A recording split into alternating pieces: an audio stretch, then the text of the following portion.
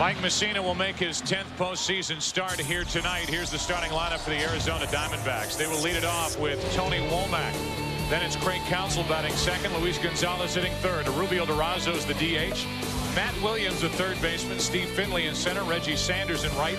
Mark Grace batting eighth. And it's Rod Barajas with his first start of this postseason. He takes over for Damian Miller, who pulled a calf muscle in his right leg 2 nights ago here at Yankee Stadium. It flared up on him last night. He's out of there tonight. Mike Mussina's 2-1 this postseason for the Yankees. Mike, a very poor start in game 1 against the Diamondbacks.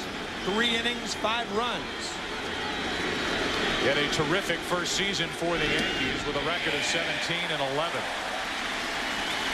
First pitch, a strike to Tony Womack. 2 out of 15 in this World Series. Both hits came last night. Problem was not getting runners on for Arizona. It was bringing them home. No balls, 2 strikes.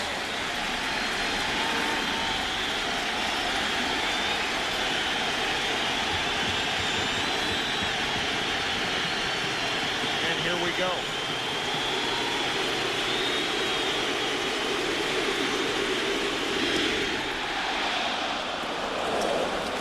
$55,000 umpires, amateur umpires, thought that was strike 3, but it's ball 1. 1-2 with Counsell and Gonzalez to follow.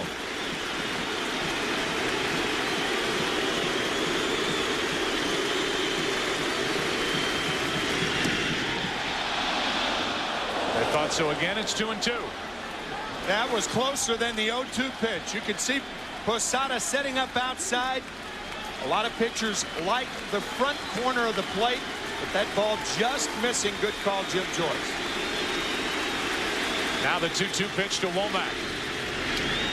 Went up to foul it back. And it remains 2-2. The Diamondbacks last night got their leadoff man on 4 of the first 5 innings. But on the night, 0 for 7 with runners in scoring position. They hit into 3 double plays. And eventually blew the 2-run 9th inning lead. Another 2-2. Into right field. O'Neill coming to get it. Maybe his last game in Yankee pinstripes. 1 out. Defensively for the Yankees behind Mike Mussina, it's Shane Spencer, who is making a name for himself in this World Series, still out in left field. Again, it's Knobloch on the bench with Williams, O'Neill in the outfield, Brocious, Jeter, Soriano, Martinez around the infield, and Posada catching Mike Mussina. Mike Mussina perhaps has the oddest array of pitches in the major leagues. From his windup, he's much better, as you could see from his stretch. The knuckle curve and the knuckle changeup, and very effective east and west. Outside corner, inside corner. 1 out, bases empty. Counsell takes ball 1 low. Counsell is 1 out of 14 in this World Series, so he's hitting .071, but last night dropped down 3 perfect sacrifice bunts in his first 3 at bats. Trying to get on in front of Luis Gonzalez, who waits to hit next. 1 ball, 1 strike. When we talk about east and west, we mean inside corner to a left-hander, outside corner to a left-hander. However, he is not particularly adept at keeping the ball around the knees. Waist-high fastballs on both corners is his forte. 1 ball, 1 strike.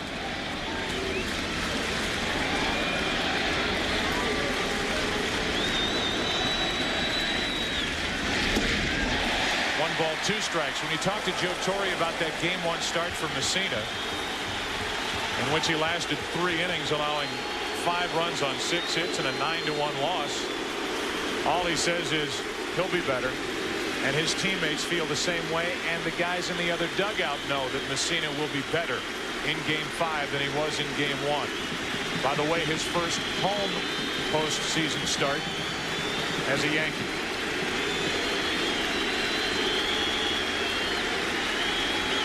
Ball and 2 strikes. 2 balls, 2 strikes. World Series game 1, 3 innings pitched, the shortest outing of his postseason career. 5 runs allowed, 3 were earned, tied for the most in his postseason career.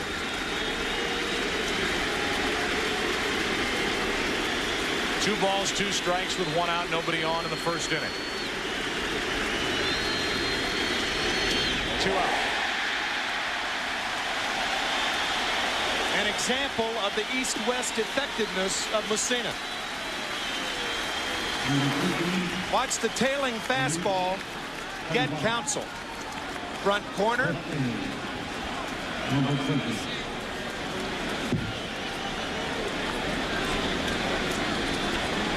That's nasty pitching right there. So now it's Gonzalez. He's 4 for 14 in the World Series. At one point it looked like Gonzalez had tapped his way across the plate with what would hold up as the winning run last night until the 2-out 2-run home run by Tino Martinez in the 9th. The dirt for ball 1 to Gonzalez. Gonzalez in that start against Messina hit a 2-run homer in his second at bat against the New York right-hander. His counsel gives a scouting report to Steve Finley. A left-handed batter will go to another left-handed batter to see how a pitcher is pitching. You never see left-handed batters talking to right-handed batters early in the ball game.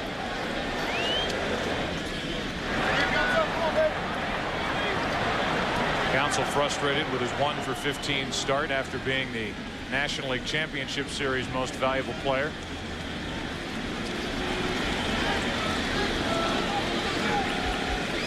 Here's a 1-0 pitch.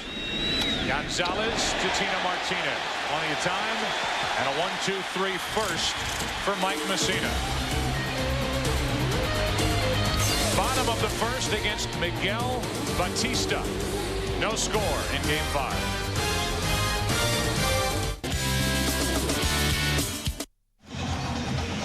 Miguel Batista makes his 3rd postseason start. He is 1-1 this season. We give you the starting lineup for the New York Yankees. They lead it off with Derek Jeter. Then it's Paul O'Neill in right field. Bernie Williams hitting 3rd. Tino Martinez cleans up. Jorge Posada bats 5th. Shane Spencer in left. David Justice moved down to the number 7 spot. He's the DH. Scott Brocious at 3rd. And Alfonso Soriano is batting 9th. He's the second baseman. 48 appearances this year for Miguel Batista, but very flexible for Bob Brenly and the Diamondbacks. 18 starts. And Brenly saying before the game that Batista had 60 walks this year in 140 innings. If he throws strikes, it could be very, very difficult on the Yankees.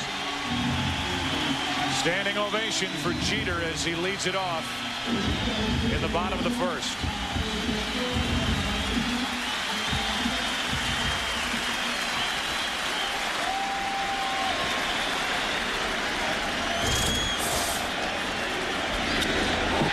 Into right field, pretty well hit. Sanders back to get it. 1 out. Reggie Sanders, part of the Arizona defense. Batista throws 1 pitch to get the first out of the first. It's Finley in center, Gonzalez in left. And same on the infield. The exception is Rod Barajas. He's behind the plate for the injured Damian Miller, a right calf strain. So Miller is out. He'll get the benefit of 2 days off with a travel day tomorrow. And Rod Barajas really struggled in trying to curtail the opponent's running game. Usually with stuff like that, a pitcher would have 35 starts a year, but surprising stuff for a spot starter, a hard breaking ball, and as we said, control could be the issue. 94 miles per hour for Miguel Batista, who's pitching on 10 days rest. Consider that during the regular season, he averaged only 2.9 days of rest between appearances. So he has had a week and a half to think about his first World Series appearance. 2 balls, no strikes as he falls behind O'Neill. A guy who came up with Pittsburgh as a Rule 5 acquisition in '92. Was up with the Marlins in '96, went to the Cubs in '97, Montreal '98, '99, half of 2000. Then on to Kansas City. And this was his first year with Arizona. And he's fallen behind O'Neill 3-0.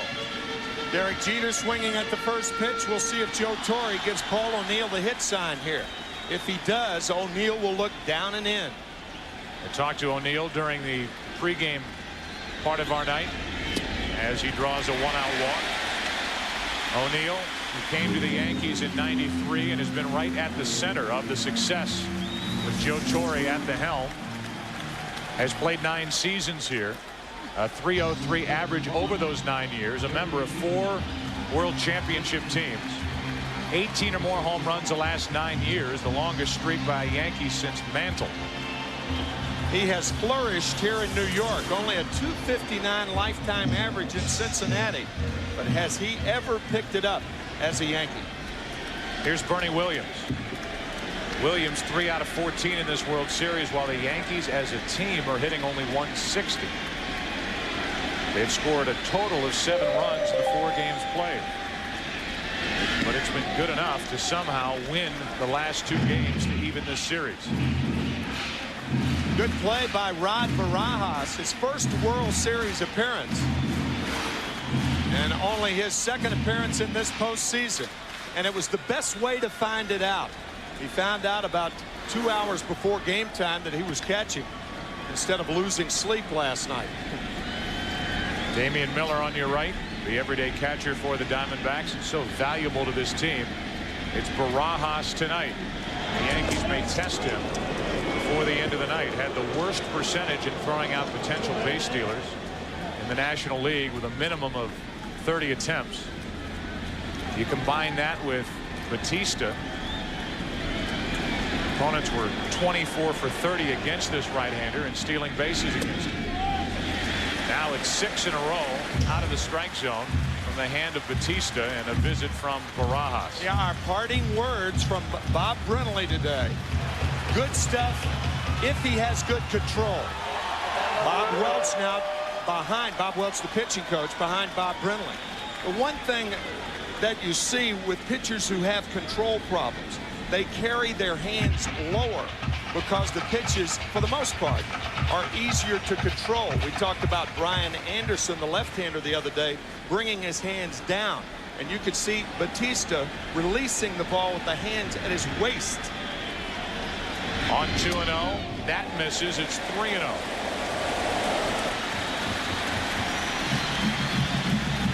Total of 8 pitches. The first one of the night was lined into right by Jeter. And a 4-pitch walk to O'Neill, and it's 3-0 on Bernie Williams with Tino Martinez on deck. Swinging on 3-0 and a flare into left for Gonzalez. There's a big out for Miguel Batista, 2 away. After 7 straight balls, I don't think you give Bernie Williams the hit sign right there. Paul O'Neill, it's different, 3 in a row. But Batista had thrown 7 in a row, and this one may have been out of the strike zone. I do not think that's good strategy, hitting 3-0 after a pitcher has thrown 7 straight balls. Big hand for Tino Martinez as he steps in.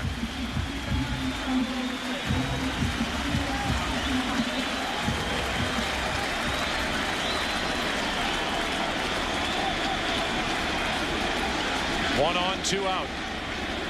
Martinez had been 0 for 10 in this series prior to that 9th inning home run. His first hit of this series tied the game last night. Here he takes ball 1 in the dirt.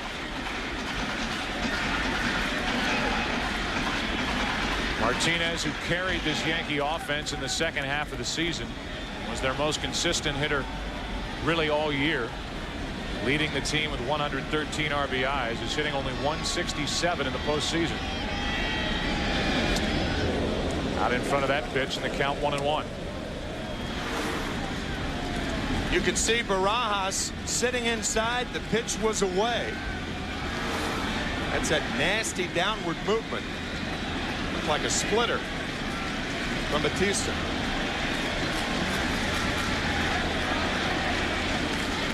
A 1-1 foul.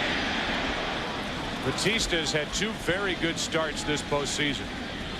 He won Game 3 of the division series in St. Louis with 6 innings, allowing 2 runs on only 3 hits.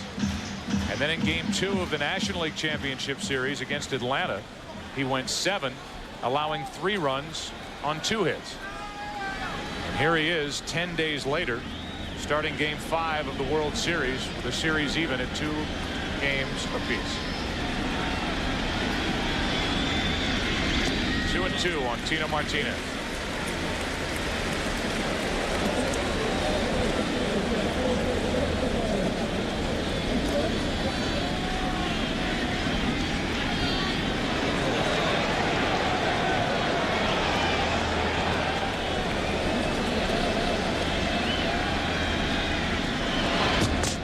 Check on O'Neill.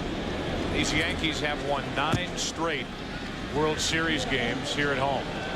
That's a record.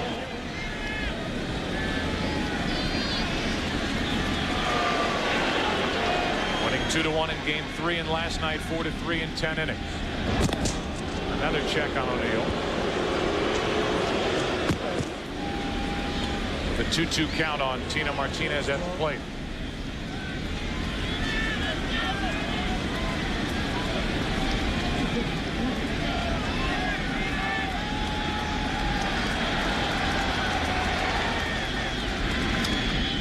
Front and a foul into the Yankee dugout.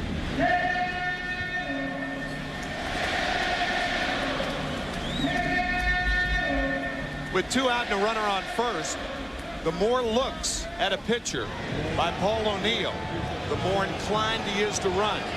So the more foul balls, the more inclined he will be to take off.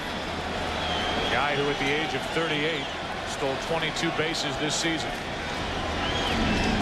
Another throw over by Batista.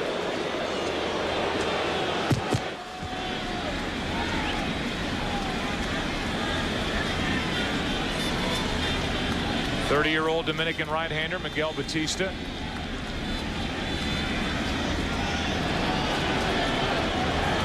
The 2-2. Mind fair down the right field line. Takes a hop, goes right to Reggie Sanders. First and third, 2 out on a single by Tino Martinez.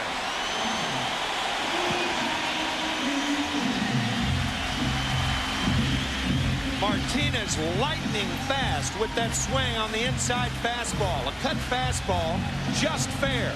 And the Diamondbacks got a break when that ball hit the corner of the right field stands and bounced right to Reggie Sanders. Otherwise, it rattles around in that corner, and perhaps O'Neill could have scored.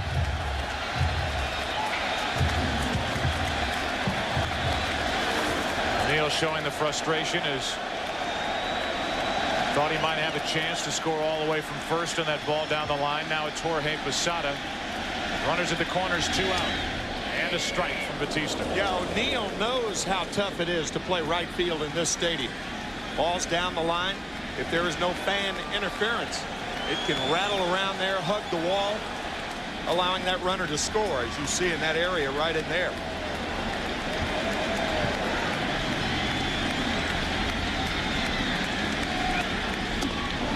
The Yankees are 1 for 16 with runners in scoring position in this World Series. And Posada's behind on the count 0-2. One more time, that ricochet right there. The Diamondbacks catch a break.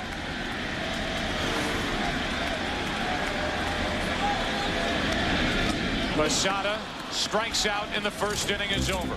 So the Yankees get a walk, a hit. Miguel Batista on 10 days rest gets around the walk and the hit, and after 1 inning in game 5, there is no score. 4 minutes. The 2001 World Series on Fox is brought to you by the people of United Airlines. We are united. By Siemens, Global Network of Innovation. And by Radio Shack, official sponsor of Major League Baseball. Second inning with no score. It'll be the 4, 5, and 6 hitters for Arizona. Durazo, Williams, and Finley against Mike Messina, who struck out 1 in the first inning. And Rubio Durazo, who didn't play in game 1 or 2. 3 out of 6 with 2 walks the last 2 games, leads it off. And takes it high, ball 1. Lack of the designated hitter in Phoenix. Bob Brumley playing Mark Grace. Durazo getting a chance with the designated hitter. Be interesting to see what Bob Brenly does in games 6 and 7. If there is a 7. Here's a 1-0 pitch. Got it past the bat of Durazo. Talked to Bob Brenly about a Rubio Durazo, and he just glows when he talks about this young left-handed hitting first baseman. Just lightning fast through the strike zone. Bat speed. Durazo hops out of there. Hermosillo, Mexico. Signed away from the Mexican League by the Arizona Diamondbacks, and he came flying through their organization 2 years ago.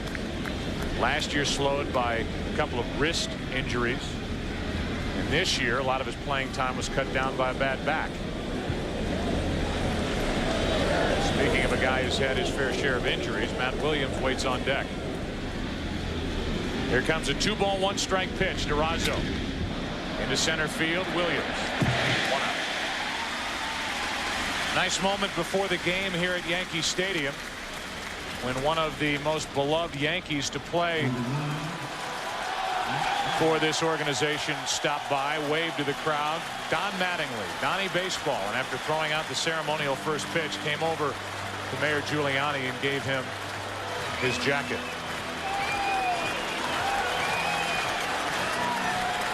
Don Mattingly, one of the more popular players to come around with this team, has been coming around this team a lot more often lately.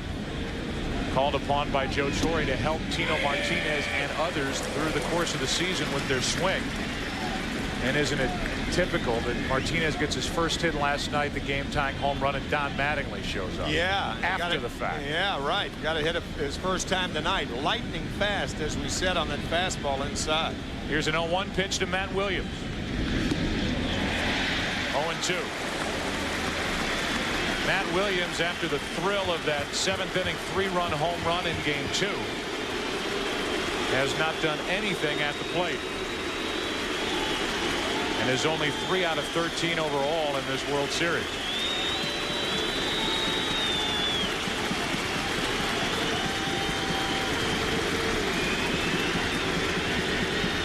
Here's an 0-2. 2 out. Joe, there have been as many bad swings thus far in this World Series as any in recent memory. You could see Matt Williams front side way out of there. He misses this ball by about 6 inches. But it's not exclusively Matt. Hitters on both teams are doing poorly. In fact, if you take Mike Messina's Game 1 start out of the equation, the pitching in this World Series has just shut down each offense as Finley takes strike 1. The numbers for Finley in this World Series: 2 out of 10. Take that start by Messina out. The rest of the starters for each side, a combined ERA of 1.85, averaging 7 innings per start. No balls, 2 strikes on Finley.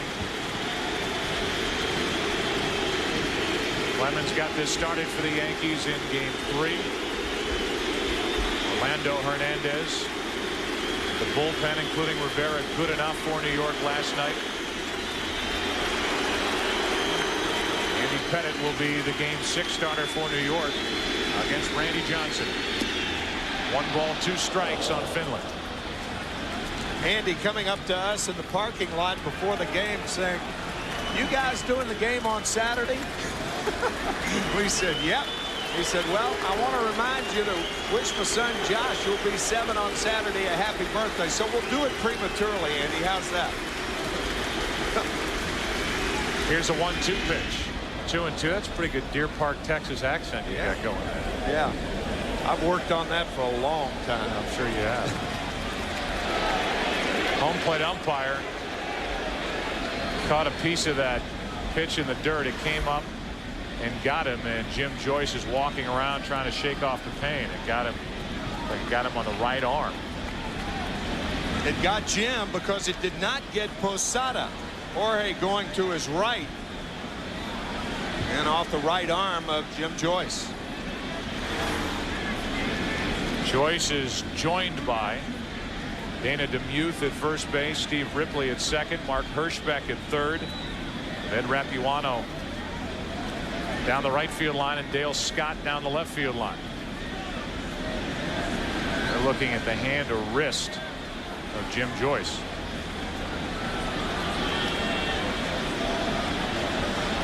Former American League umpire, now the umpires all under one Major League Baseball umbrella. Gene Monahan, the trainer for the Yankees, the head trainer, Steve Donahue, the assistant trainer, looking at Jim. Appears to be all right. That's a strike calling hand too. See if that right hand is tucked behind his back on the next pitch. Looked like it was tucked there, but it nope, came up and hit Jim on the right forearm, right below the elbow, it appeared. 2 balls, 2 strikes. 2 out, nobody on, and Finley looking for the first Arizona hit.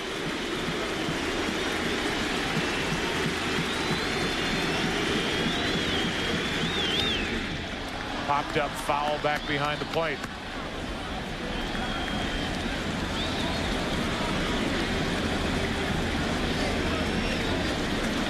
So Finley in a battle with Messina. Question is, who will take a 3-games-to-2 advantage out to the desert? Travel day tomorrow, and then game 6 on Saturday night. Another 2-2. And Jim Joyce is thankful that Posada got his body in front of that. It's 3-2. Yeah, the Diamondbacks will be flying to Phoenix tonight, arriving about 5 a.m. The Yankees will not travel until tomorrow. That is pretty standard practice since the Yankees are home. Get to sleep in their own beds, says Joe Torre. Randy Johnson will start game 6 against Andy Pettitte. Saturday, 7:30 Eastern, 4:30 Pacific. Here's a 3-2. Finley fouls it back and out of play. A rematch of game 2 when Andy Pettitte went 7 innings. Randy Johnson went all 9, allowing 3 hits, no runs. Andy Pettitte really threw the ball well that night, but was matched up against Randy Johnson, and nobody was going to beat Randy Johnson in game 2. And the big blow, as you said earlier, the 3-run home run by Matt Williams against Pettitte.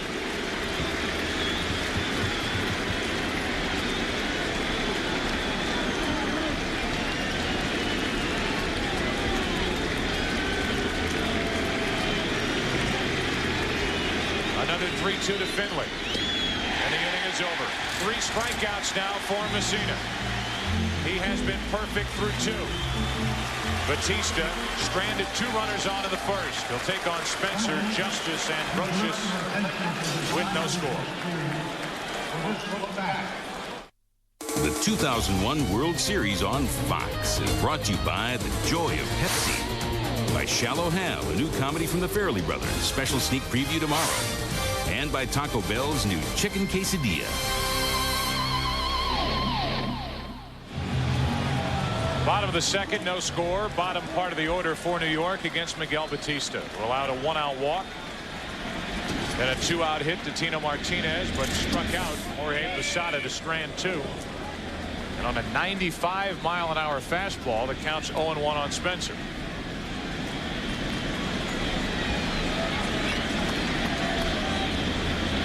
Spencer has done plenty in each of the 2 wins for the Yankees so far in this series.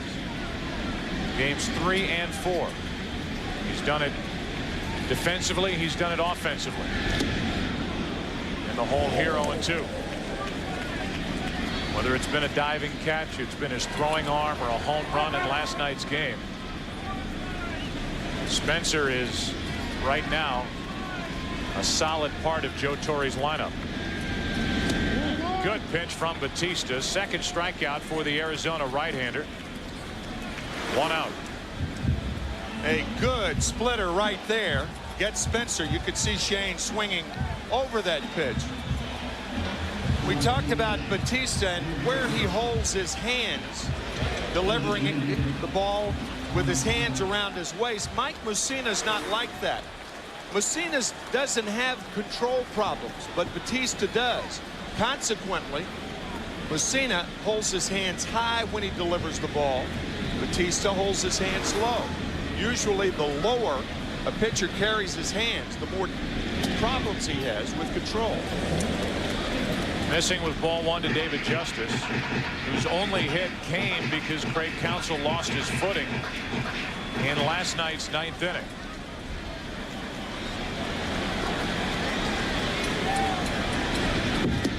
Another swing and another miss by David Justice, who has 8 strikeouts in 9 at-bats in this World Series. Yet Joe Torre continues to put his name in the Yankee lineup. Chuck Knobloch has been on the bench. Spencer has been in there. Justice has stayed in there. The grounds to short. Stayed down for Womack, and Tony stayed down on it, 2 away.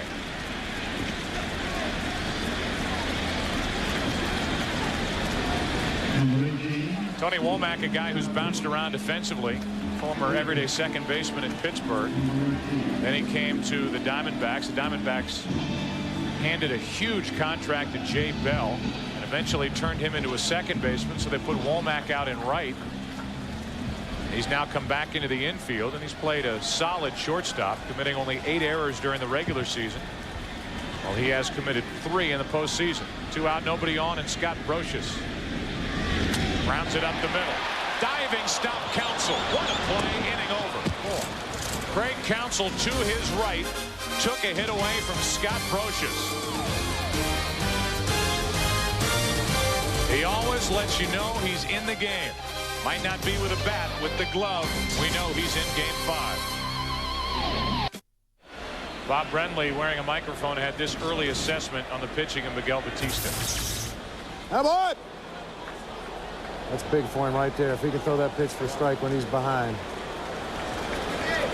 That was a 1-0 slider to David Justice. Reggie Sanders takes a pitch high for ball 1, and we're underway in the 3rd inning with no score. Most major league pitchers who can throw breaking balls in fastball situations are going to be effective, and Bob Brenly, an ex-catcher, knows that. Talking to his pitching coach, Bob Welch, as Sanders pops one down the left field line. It's hooking into the seats and foul. 1 ball, 1 strike. Bob Welch, who actually pitched in the World Series with the Dodgers against the Yankees in both 1978 and 1981. And his season in 1990 of 27-6 was one of the best pitching seasons in the last 20 years. Here's a 1-1. That's strike 2. 1 ball, 2 strikes on Sanders as Mussina looks for his 4th strikeout. Grace to follow, and then Rod Barajas, the number 9 hitter, the catcher, filling in for Damian Miller.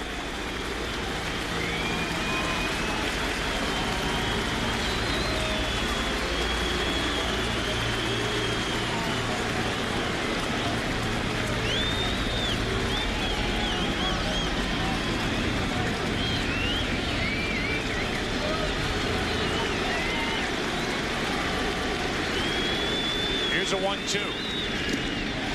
1 out, strikeout number 4. Continue to talk about pitching. We talk about Bob Welch. Game 2 of the 1978 World Series. Dodgers held a 1-run lead with 2 outs in the top of the 9th. 21-year-old Bob Welch, pitching in relief, strikes out Reggie Jackson. However, later Reggie hit a home run off Welch in the series. The Yankees won it in 6 games. Boy, that was a good Dodger team. Well, I'll say. Dodger team that kept the same infield together for 9 years. Steve Garvey at first, Davey Lopes at second, Bill Russell at short, and Ron Cey at third. Saw Yeager, the catcher, who was there for a long time. Actually, he's credited with developing that flap that hangs down from a catcher's mask to protect the throat. Now most catcher's masks, if they're not the hockey style mask, have a wire instead of that flap hanging down for extra protection, so a ball doesn't get up under the chest protector.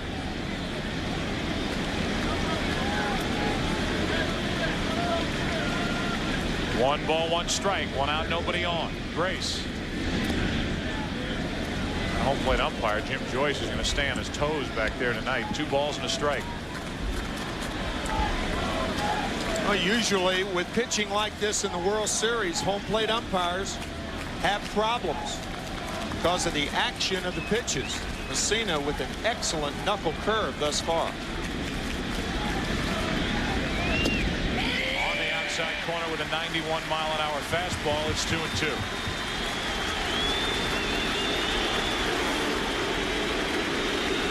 Might get to 2 strikes on Mark Grace, but he is very difficult to strike out.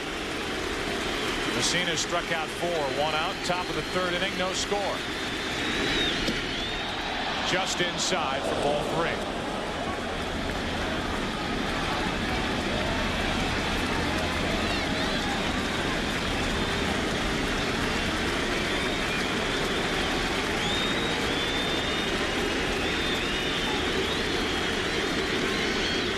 Time called at the plate. Yankee pitchers now have retired the last 15 Diamondback hitters. Going back to last night's game. And after Stanton gave up a couple of runs, good work by Ramiro Mendoza, and then the typical work by Rivera to help the Yankees win. So with 2 strikes, Messina cannot put away Mark Grace. And the Diamondbacks have their first base runner, a 1-out walk in the 3rd inning. Barajas will come up this week. Fox NFL Sunday begins with America's #1 pregame show as JB, Terry, Howie, and Chris get you ready for kickoff. Then the Buccaneers will take on the Packers in an NFC Central battle. Buccaneers coming off a dismantling of the Minnesota Vikings this past weekend, taking on Green Bay. Cowboys will also battle Kerry Collins and the Giants. Eagles and the Cardinals or other regional action. Coverage begins at noon Eastern, 9 a.m. Pacific here on Fox. Here's Barajas with his first at bat of the postseason. A guy who hit only 160 during the regular season while he was with the big league club. But while playing at AAA Tucson in 45 games, hit .321 with 9 home runs. He started the season with the Diamondbacks, was sent down on June 15th, called up for 5 days in July, and returned in September. 26 years old. Facing Mike Messina, and ahead on the count, 1 ball, no strikes. 1-1. Of all the games for Damian Miller to come up lame, as he pulled a right calf muscle 2 games ago, and he tweaked it again last night, so he's out of the lineup. It really plays into the Diamondbacks' hands as Barajas really worked well with Miguel Batista down the stretch. 2 big starts against the Dodgers when the Diamondbacks were still in a battle for the National League's Western Division. Division they won by 2 games over the Giants. That's foul. Count 1-2.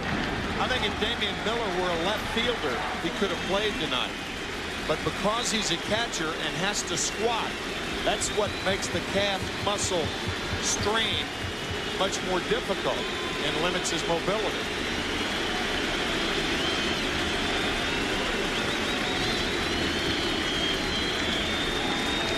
Pitcher's able to blow into that pitching hand, although the temperature really is probably warmer tonight than it's been at any point in this World Series here in New York. Barajas checked his swing, and it's 2-2. It's a little warm up as we make our way back to the desert. 90-degree heat during the day and in the 80s at night. Barajas holding up, called correctly by Dana DeMuth, first base umpire. It's up to 61 degrees tonight. Very comfortable. Grace at first with 1 out. He drew a walk. Barajas with a count 2-2. Into center field, a base hit. First at bat in the postseason, and Barajas singles to center. It's 2 on with 1 out, and you can hear Eddie Rodriguez, the first base coach, applauding Barajas in his first World Series at bat. He's on with a hit. That's the best thing, as we said, to tell a young catcher 2 hours before the game that you're playing. No time to get nervous. Good at bat by Barajas. Now, facially, Barajas looks like John Franco, the excellent reliever of the New York Mets. A little bit, no? That's a no sale over here. No? 2 on, 1 out. Womack pops it into left field, and Spencer back to get it. 2 away, and the inning will be up to Craig Counsell. Grace almost too late getting back to the second base bag as Spencer threw in behind the runner. Mark Grace lackadaisical in his approach. I think Grace thought Spencer was going to third. There's Grace right there. Mark thinking Spencer's going to third. Whoa!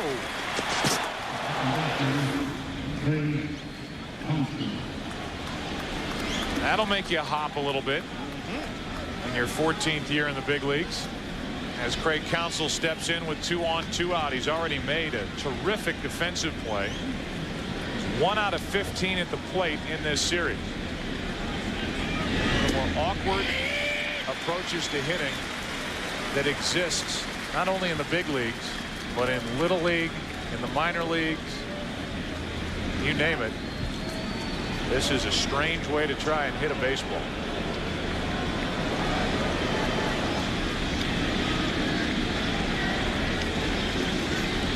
Two on, 2 out. A strike and a throw behind Grace, who's able to get back. Even with Posada popping up to throw down to second, the home plate umpire, Jim Joyce, gave Messina the strike. It's a good play by Posada because Mark Grace is not a fast runner, so he has to cheat somewhere. He has to try to get an extra step or 2. And Jeter trying to slip in behind Mark. Nothing doing. Grace is thinking, what are you guys trying to do to me? Yeah. First Spencer and now Posada. Here's an 0-2 from Messina, who has struck out 4. Posada dropped it, tags him. Counsell has struck out twice, and Messina gets around a walk and a hit. Diamondbacks get their first base runners, and we go to the bottom of the 3rd inning. They call it Moose for obvious reasons. No score, bottom of the 3rd. Some of the great moments of the 2009.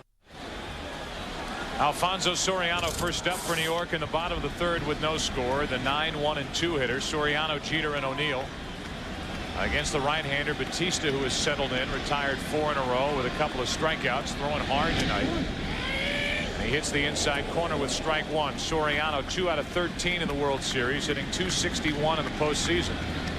And Batista may be surprising the Yankees so far, but he's not surprising his manager, Bob Brenly.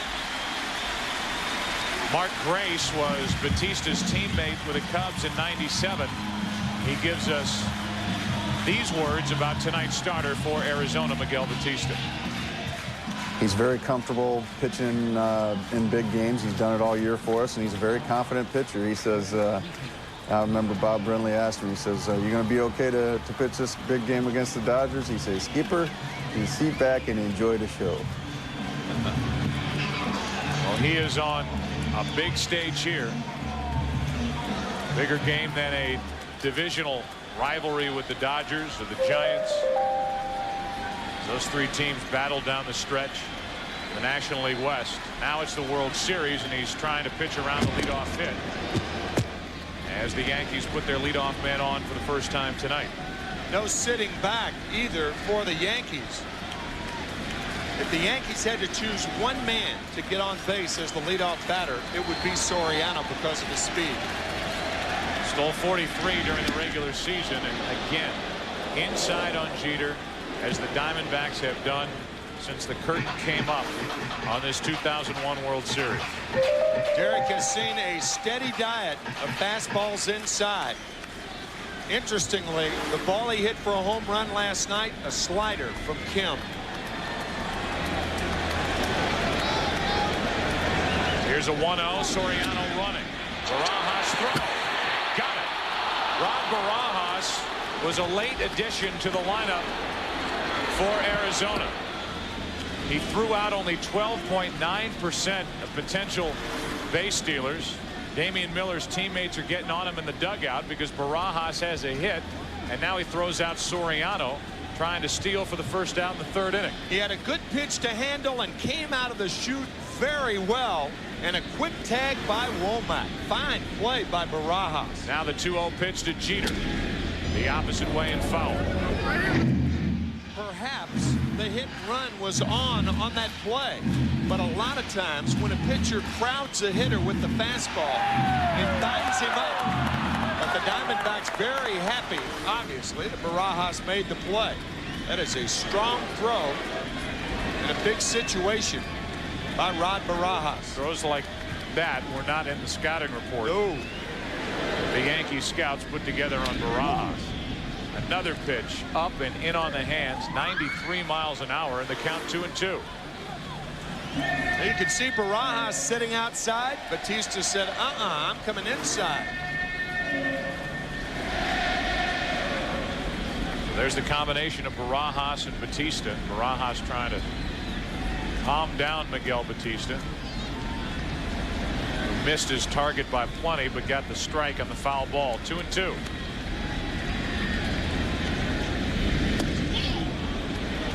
A little bit low. 3 balls, 2 strikes with 1 out, nobody on, and O'Neill next.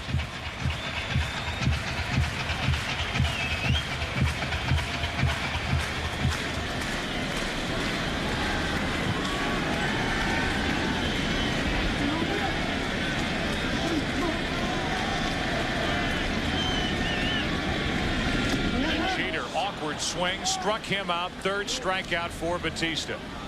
2nd out here in the 3rd inning. Remember Bob Brenly's comment, in a fastball situation, if he can get this pitch over, he's going to be effective. He doesn't get it over,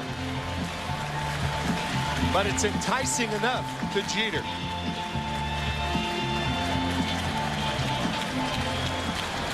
Tried to hold up, but couldn't.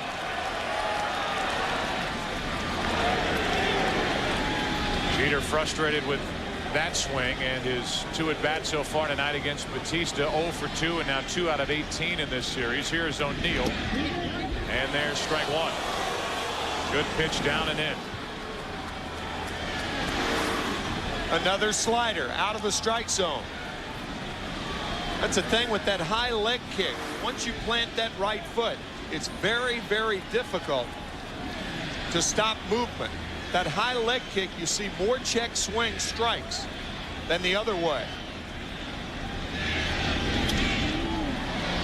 Off to the left, and it's 0-2.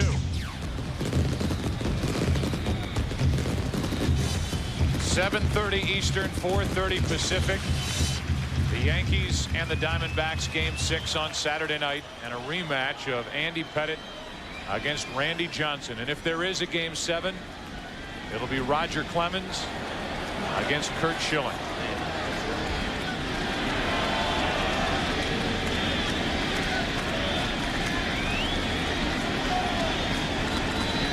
Here's an 0-2 to O'Neill.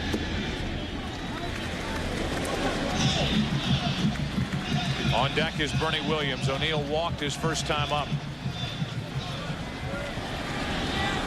Think back to that first inning walk, a 4-pitch walk, then 3 in a row out of the strike zone to Bernie Williams. The Yankees let him swing, and he popped into left for the 2nd out of the inning. Then a hit by Tino Martinez down the right field line. Set up 1st and 3rd, but Posada struck out. And that 3-0 pitch to Bernie Williams could have been a ball. We said it at the time. In our view, that was not the time for Bernie Williams to be swinging 3-0. If a pitcher wants to get wild, you try to let him get wild. But when Williams flied out to left, it got him settled down. The 2-2 pitch. O'Neill to the shortstop, Womack. Miguel Batista is doing exactly what Bob Brenly thought he may do. Surprise starter Rod Barajas took care of the first out of the inning by getting Soriano. Batista got the next 2, and we go into the 4th inning with no score. The 2001 World Series on Fox is brought to you by Chrysler. Drive equals love.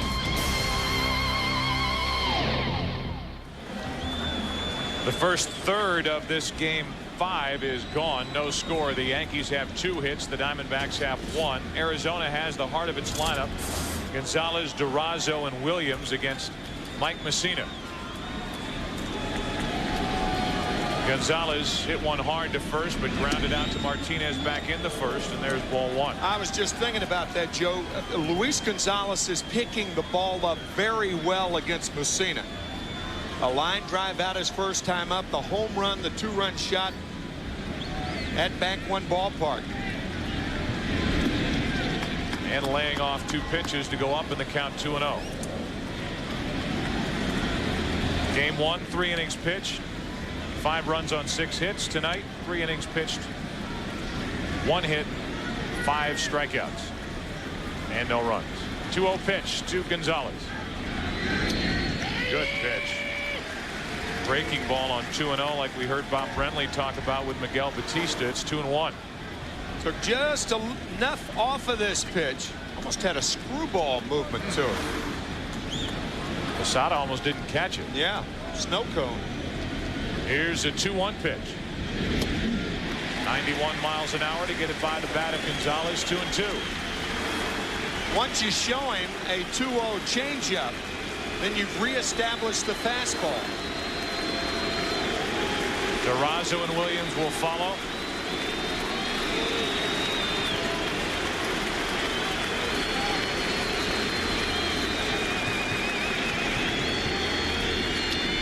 Off the end of the bat and back toward us.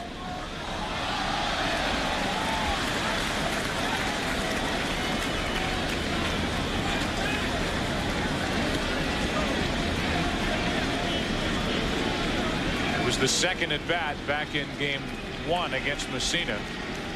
Gonzalez took a pitch down and in. Messina missed his target by a couple of feet. And Gonzalez hit it deep into the seats in right.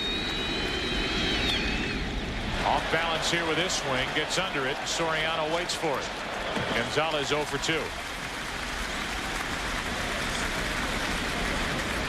Mike Messina, 32 years old, from Montoursville, Pennsylvania. That's in western Pennsylvania. He, like a lot of youngsters growing up, used to play catch with his dad all the time. And when he was 11 years old, he told his father, "Dad, I'm going to be a big league pitcher someday." His father said, "Son, I don't mean to discourage you, but 10,000 other children have said that." The next year, his father couldn't play catch with him anymore. He threw too hard. And later he graduated from Stanford in 3.5 years with a degree in economics, so at least he was backed up in case this didn't work out. Ball one in the dirt to Arubio Durazo. For a free agent signee, a degree in economics is a good idea. And you count to $88.5 million and divided by 6. 1 ball, no strikes, 1 out, nobody on. Breaking ball for strike 1. If you go back in time to the 1990 Rochester Red Wings, Mike Messina on your left, Curt Schilling on your right. Same team, different time for each pitcher on that 1990 Rochester Red Wing team. We talked about Schilling when he was pitching in game 1 back in Arizona. Schilling at that point did not take his career seriously enough. He ended up moving on to Houston, was there for a year, had that meeting with Roger Clemens in the weight room at the Astrodome. And Roger Clemens for an hour talked about the commitment it takes for a big body pitcher like Curt Schilling to become one of the elite pitchers in the big leagues. And Curt Schilling took those words to heart and changed his workout regimen, things he was doing off the field as well. 1 ball, 2 strikes. Those two could square off, Schilling and Clemens, in game 7. 2-2 now on Durazo. But there is a game 7. You got the 5-time Cy Young Award winner Roger Clemens taking on Curt Schilling, who this postseason has been amazing. First time since 1985 that a pair of 20-game winners meet in game 7. Brent Saberhagen, John Tudor. There may be no game 7. The winner of this one tonight wins on Saturday night in Phoenix. Here's a 2-2 pitch, and Durazo steps up.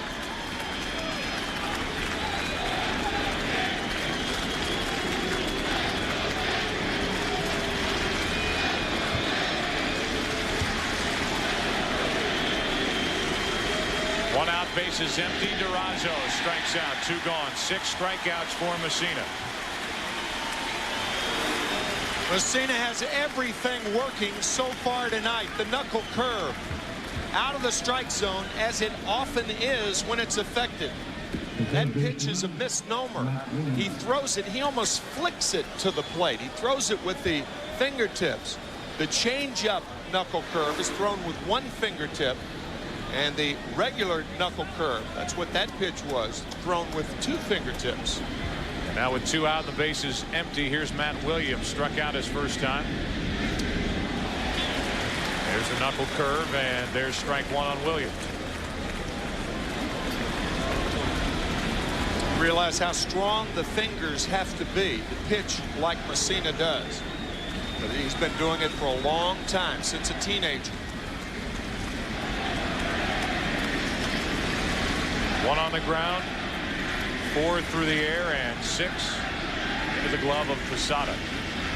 The out so far tonight. Jam shot, a little liner to Scott Brocious. No doubt that Mike Messina is on tonight. No good in game 1 out in Phoenix. He is rolling through the first 4 here in game 5. Bernie Williams first up.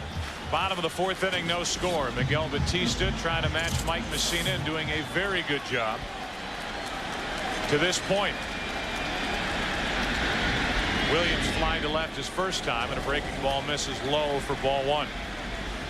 Talked about the success that Barajas, the catcher, had this year with Batista. 2 hooked up for 50 innings, and Batista had an ERA of 1.07 working with Barajas. Allowed no home runs in 52 innings while working with Damian Miller. Miguel Batista had a 4.85 ERA and allowed all 9 of his home runs that he gave up this season. Add to that opponents stealing bases against this combination were 10 for 10 during the regular season. Barajas caught Soriano last inning. Batista caught the strike zone at the knees to Bernie Williams here, and the count's 1-2. Again, that soundbite from Bob Brenly. When a pitcher can throw the breaking ball over as consistently as he's done, he gets by with the fastball. Good moving pitch. Stayed up and in, and the count 2-2. That was a cut fastball. Pressure on the middle finger. It reacts like a slider. In under the armpits of Williams. Missing the outside corner barely, and the count's full.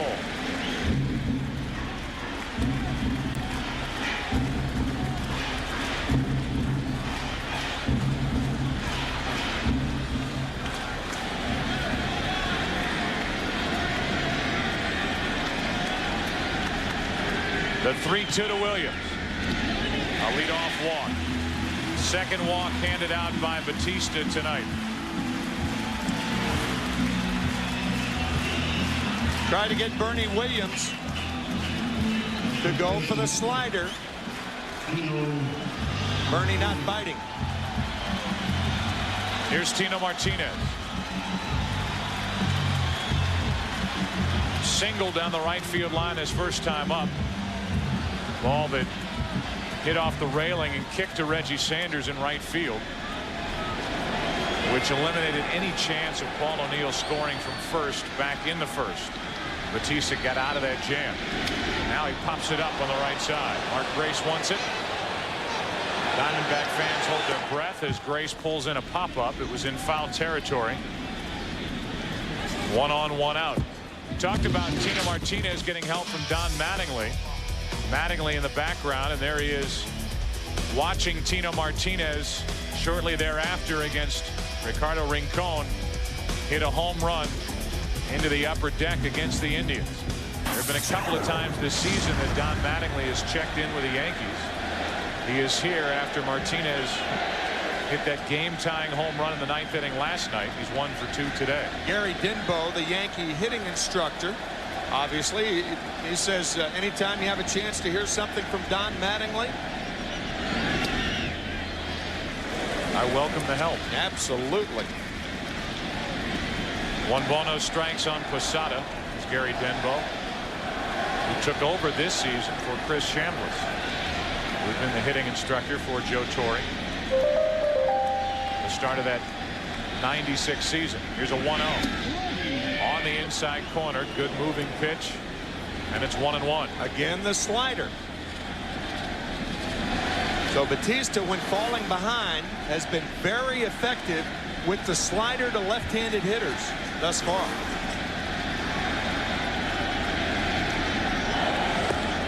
Go to first. It really hasn't mattered who has been on the mound for Arizona in this World Series.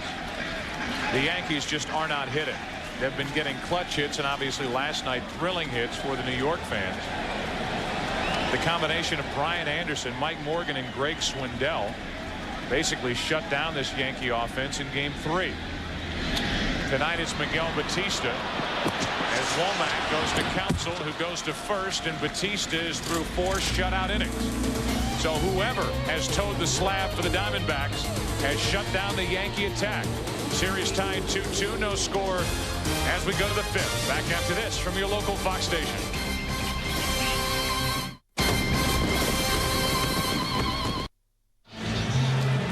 The Diamondbacks hitters have so far amassed only 1 hit against Mike Mussina, but they have made him work. Through 4 innings, he has thrown 60 pitches.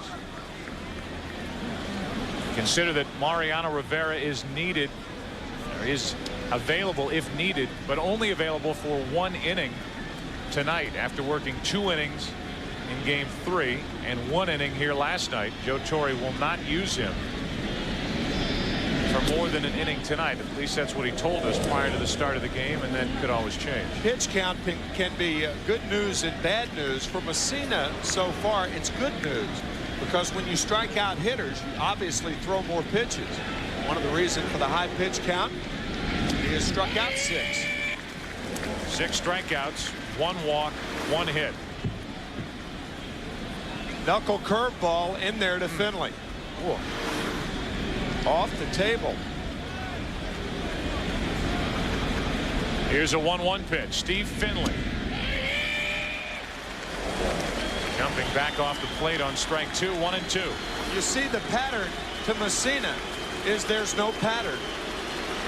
Knuckle curve, and then traps Finley with the tailing fastball. Finley gets it into deep right, and the Diamondbacks are on top. Home run Steve Finley, and it's 1-0 Arizona in the 5th.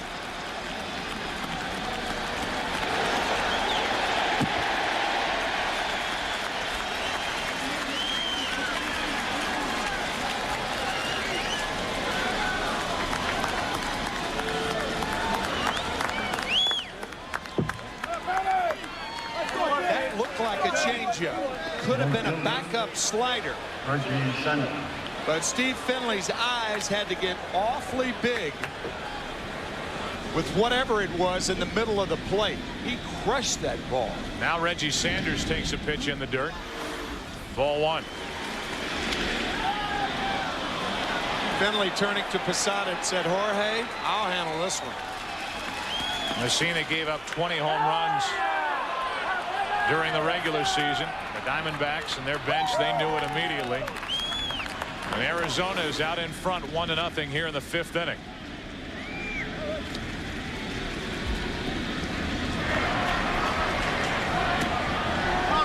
First World Series home run for Steve Finley, who, as we mentioned, was 1 out of 12 in '98 with the Padres against the Yankees. It's into the seats foul. 1 ball, 1 strike.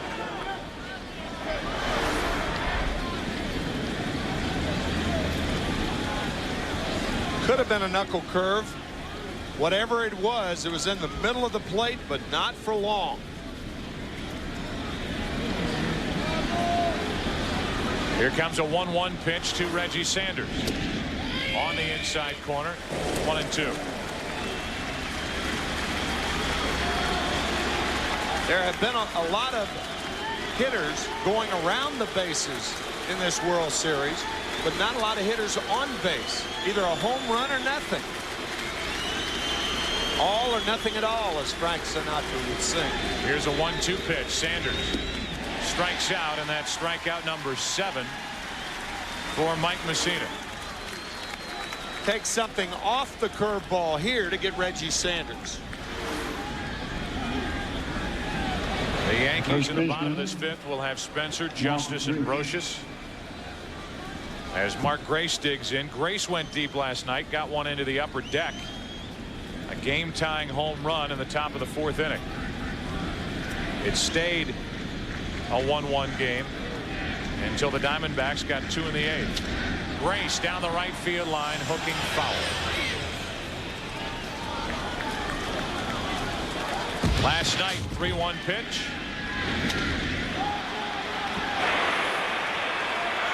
And Mark Grace, who hit 15 home runs during the regular season, tied the game at that point 1-1.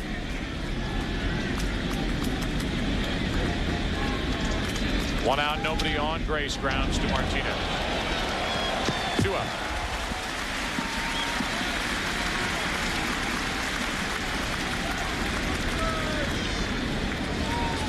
So with the bases empty, the number 9 hitter Rod Barajas, who was not only singled tonight but thrown out Alfonso Soriano trying to steal back in the 3rd inning for the first out with Jeter at the plate,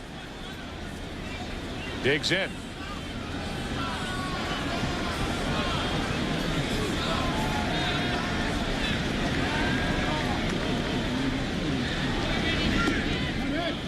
Low for ball 1. That home run took the Yankee crowd out of the game momentarily. But keep in mind that the Yankee crowd was out of the game last night with 2 out in the bottom of the 9th inning. And it was Tino Martinez who took the first pitch that he saw from Byung-Hun Kim. Got it just over the wall in right center field. 1 ball, no strikes on Barajas with 2 out, 1-1. So here are the Diamondbacks trying to stop the momentum that is gathering for the Yankees with their victories in games 3 and 4, especially the way they did it last night in almost unbelievable fashion to beat Arizona. We mentioned it at the top. The Yankees, by coming back and winning that game, became only the 3rd team in World Series history to win a game when they entered the bottom of the 9th inning down by 2 or more runs. First time it's happened since 1929. The base is empty, 2 out. The crowd tries to get back in it. 1-2 pitch, and Barajas hits it into deep left field. Back at the wall. It's 2-0 Arizona. Rod Barajas, who was inserted in the starting lineup for the Diamondbacks literally an hour and a half, maybe 2 hours before the game, is 2 for 2. He's thrown out a base stealer, and he has doubled the Diamondbacks' lead. It's 2-0 in the 5th. What a story. He had not even hit in the postseason before tonight. He had only played defensively 1 game in the division series. Make that 2 games in the division series. My goodness. What a story. So with the bases empty, 2 out, Womack takes ball 1 outside. Hanging breaking ball, and he knew he had it all. In his first 7 games with the Diamondbacks this year, he had 3 home runs, and then nada for the rest of the season until that last swing. Oh, go ball.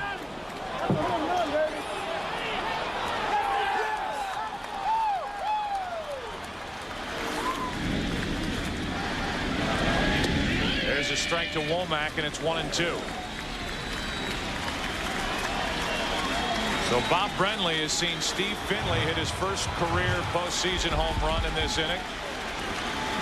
And now Gonzalez in the Diamondback bench applauding Rod Barajas.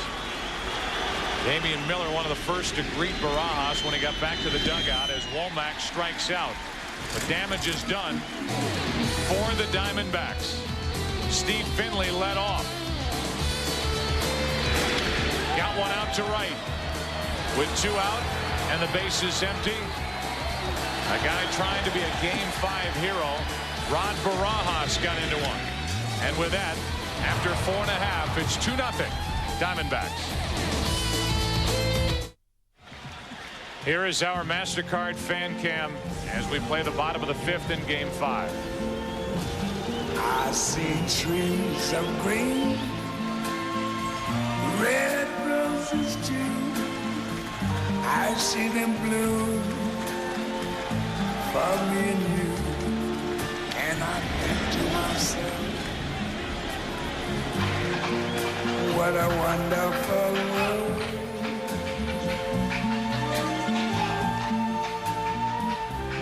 I see skies of blue and clouds of white, the bright blessed day, dogs say goodnight. A little high, 1 ball, 1 strike. Thinking of that song and thinking of this being our last game in New York, this 2001 season. All this city has been through since September the 11th. The moments that baseball has provided fans at this stadium have been truly memorable, and just as memorable, the musical tributes that we have witnessed here at this ballpark and in ballparks across the country this postseason. As Spencer has the count now, 2 balls, 2 strikes. Musical tributes here at Yankee Stadium have been breathtaking. They really have. The 2-2 to Spencer. Outside third, and foul ball, still 2-2.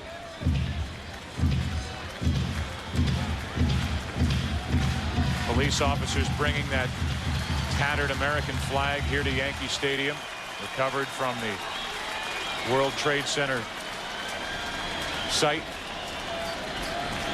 Recovered 3 days after the bombing. Tower 2 falling on that flag, and it's here at Yankee Stadium.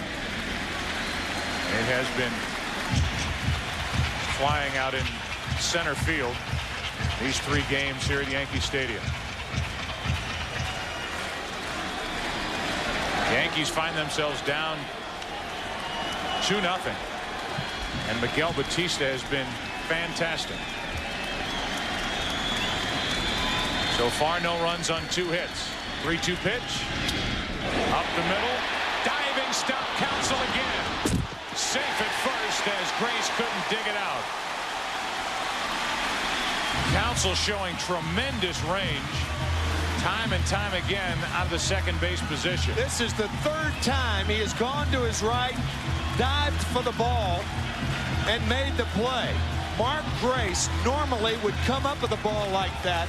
This is a short hop. And he usually sucks that ball up. So base hit for Shane Spencer. See the glove almost come off the hand of Counsell as he stretched as far as he could to his right. And then he, Bob Brenly, and the Diamondbacks bench disappointed Grace couldn't come up with it. Base hit. Now Justice. Pitch in the dirt. Down to second is Spencer with nobody out.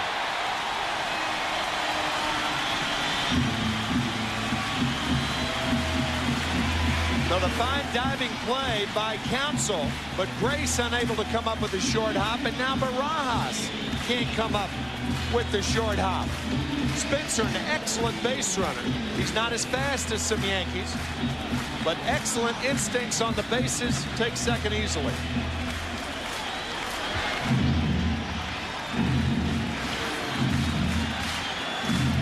Rod Barajas on your left, starting in place of the injured Damian Miller.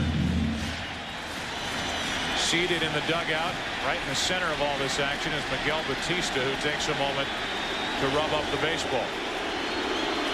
And Barajas pops up and runs out there to join him. The middle innings are the innings that concern Bob Brenly. When you talk Batista, he has had 19 starts this year, including 20 actually, including the postseason. and he's gone past the 7th inning only twice. So these are danger innings for Batista. Justice, 1 ball, 1 strike. Remember, this Arizona bullpen is thin in the middle. The one guy they couldn't wait to get in the game got in there last night, Byung-Hun Kim, and ended up pitching 2 2/3 innings. So he is available tonight out of the bullpen for Bob Brenly, even with all that work last night. 1-1 pitch. Tying run at the plate. Justice checks his swing. The count 2-1, and Barajas kept it at the plate. You've heard of catchers framing strikes. Watch Justice frame this check swing to make sure that third base umpire Mark Hirschbeck knew he didn't go around.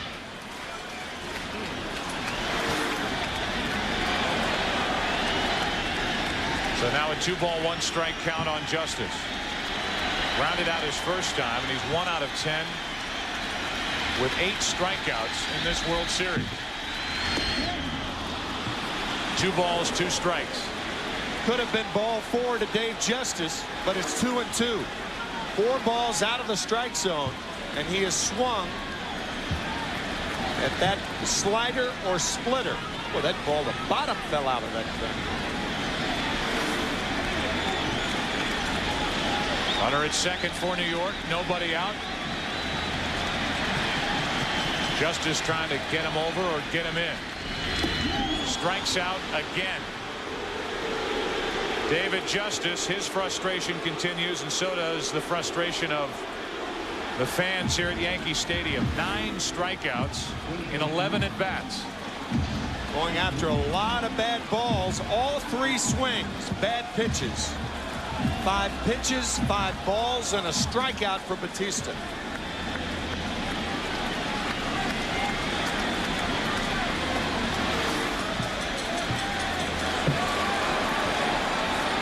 So Justice keeps finding his name on the lineup card, but can't do anything at the plate as Brocious taps it foul.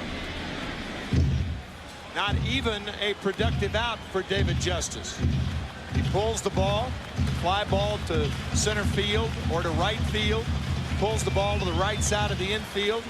Then the Yankees have a runner on at third with less than 2 out to score a cheap run. Not so.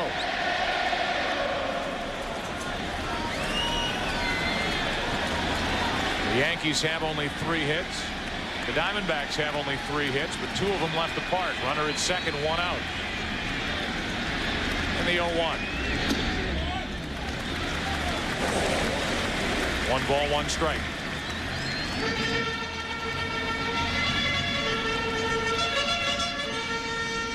One out of 18 in this World Series for the Yankees with runners in scoring position, an .056 average. They've scored a total of 7 runs in 4.5 games now. Yeah, they've been the Bronx winners so far in this postseason, but anything but the Bronx Bombers.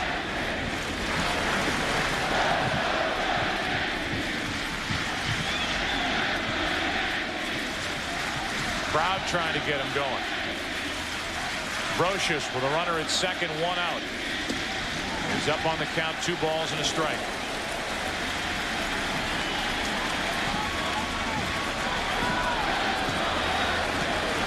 Diamondbacks with Batista on the mound tonight as opposed to last night. Curt Schilling pitching on 3 days rest. Batista doing his part tonight, trying to send this series back to Arizona with the Diamondbacks up 3 games to 2, and with Randy Johnson scheduled to pitch game 6.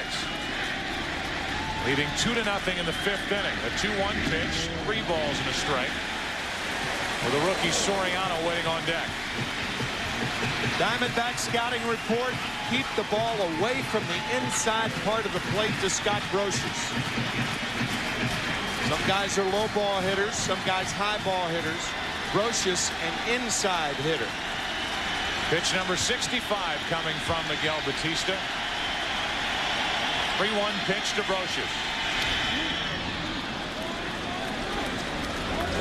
Full count. If Brocious was expecting a 3-1 fastball, he didn't get it. And that has been the story with Batista thus far. Sliders and fastball counts. And you could see Scott Brocious swinging flat-footed at that 3-1 slider. You heard it from Bob Brenly earlier. If he can get that pitch over behind in the count, he'll be effective. Now the 3-2. Brocious pops it up down the right field line. Grace giving it a look, and it's out of play.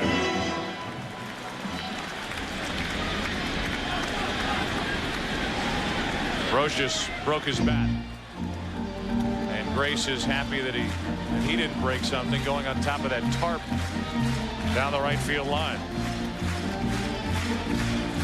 I think more bats are broken on balls hit off the end of the bat. Nice try by Mark Grace, scaling Everest in foul territory. So the count full, 3 balls, 2 strikes on Brocious. It represents the tying run at the plate for New York. Infield hit by Spencer started the inning. A wild pitch, then Justice struck out. Brocious hits one into right. Second out of the inning, and it's up to the number 9 man, Alfonso Soriano, as Miguel Batista tries to get through 5 shutout innings. You know, when you think about that at bat, Scott Brocious did not have 1 pitch inside, even though that pitch was up, away, and he broke his bat again. So the 3-2 fastball the first time broke 1 bat, and the ball he put in play broke another one. We talked about the strength of the arms in the outfield for Arizona. You wonder, had Justice been able to advance the runner, Spencer, over to third, if with the way the Yankees are swinging the bats, they may have tested Sanders on that fly ball. I think they probably would have. 0-1 now on Soriano. What a job Miguel Batista is doing here in Game 5. Bob Brenly saying before the game that the Yankees might be surprised with what they get from Miguel Batista.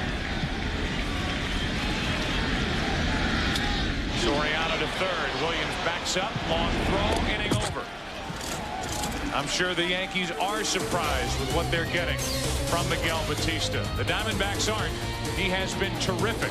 And after 5 in Game 5, 2-0 Arizona. The 2001 World Series on Fox is brought to you by Budweiser. The crisp, clean, refreshing taste you'll find in no other beer. This Bud's for you.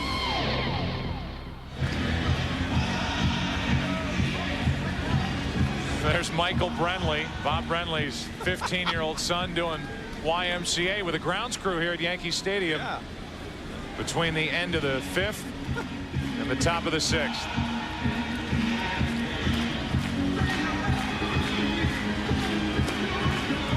Think he's having any fun trailing Dad around? Oh, man. What a run for Bob Brenly in his rookie season as a manager. 47-year-old manager.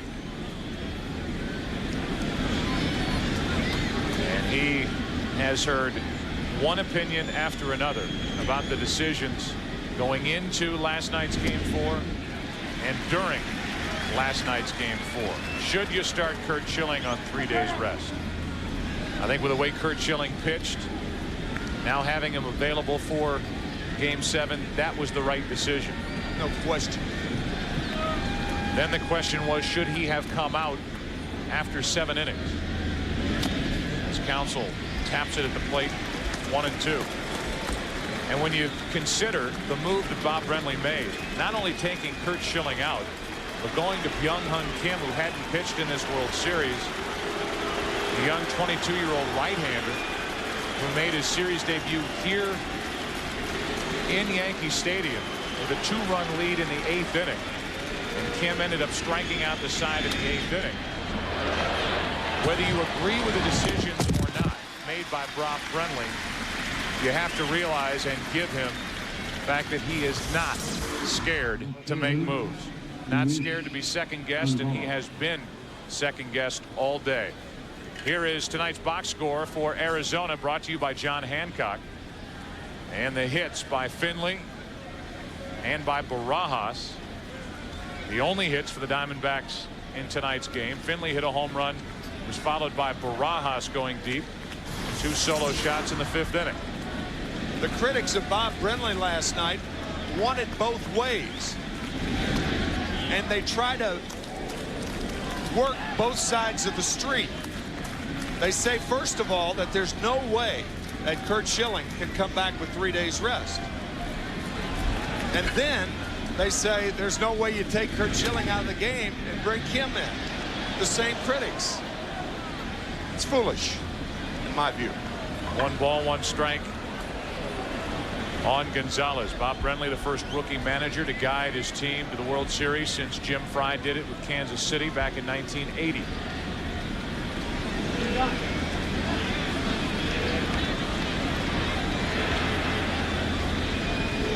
One ball, 1 strike with 1 out, nobody on. Gonzalez reaching for it, a flare to center. Williams broke back, comes in and gets it. 2 away with Durazo coming up. Change up to Luis Gonzalez, and a nice play by Bernie Williams. Curt Schilling, one of 2 stoppers as a starter for Bob Brenly. And then Byung-Hyun Kim is their stopper in the bullpen. But because of the results, naturally, open to question. The third was whether you send Kim back out there for the 3rd inning, throwing 61 pitches. Check swing ground ball off the bat of Durazo, and Messina tags him to end the top of the 6th inning. That's history. In the present, we go to the bottom of the 6th inning in Game 5 with the Diamondbacks up 2-0. The 2001 World Series on Fox is brought to you by Chevy Trucks, the most dependable, longest-lasting trucks on the road. By Paxil. And by MasterCard. There are some things money can't buy. For everything else, there's MasterCard. Well, as we move to the bottom of the 6th inning with the Diamondbacks up 2-0, Albie Lopez and Troy Brohan, right-hander and a left-hander, getting loose for the Diamondbacks in their bullpen. As the top of the order will bat for the Yankees, Jeter, O'Neill, and Williams against Miguel Batista, who's allowed no runs on 3 hits.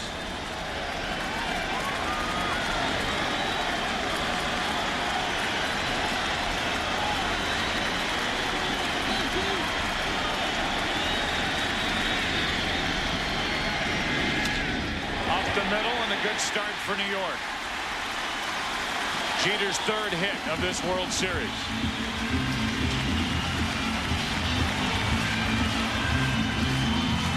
Byung-Hyun Kim struggles against left-handed hitters.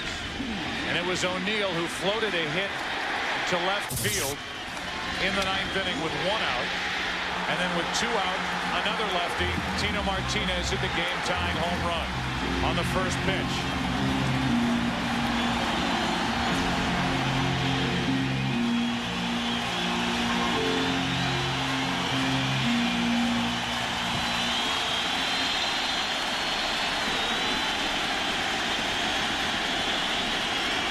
O'Neill 0 for 1 with a walk. Strike 1. We've mentioned it already. This crowd to their feet applauding Paul O'Neill, who has been here with the Yankees since 1993. They call him the Warrior. A player who, when Joe Torre took over this Yankee team, he was told, oh, he's a selfish player. Joe Torre, I tell you, he has seen none of that. Other than Paul O'Neill is a guy who wants to get a hit every time up, and if that makes him selfish, he'll take a team full of selfish players as Batista steps off and looks at Jeter over at first. Kurt Simmons, an old teammate of mine who I know is listening outside Philadelphia, used to say, give me 25 selfish players with talent, we'll win a lot of pennants. O'Neill won in 1990 with Cincinnati, and then front and center for the Yankees since this run began back in 1996. 1 ball, 1 strike on O'Neill.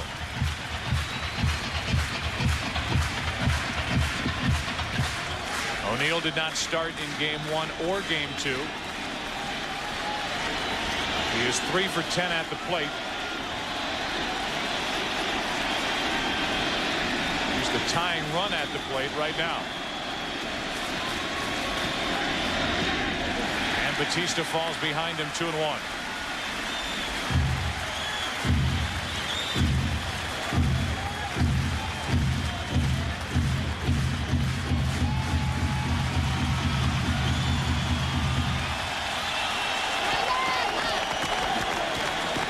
Neville O'Neill, Paul's wife.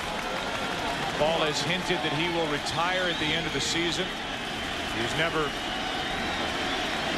flat out said this is it, but he has hinted along those lines. It is widely regarded that this is his final game. The Yankee home pinstripes, and that's foul outside first to even the count at 2-2.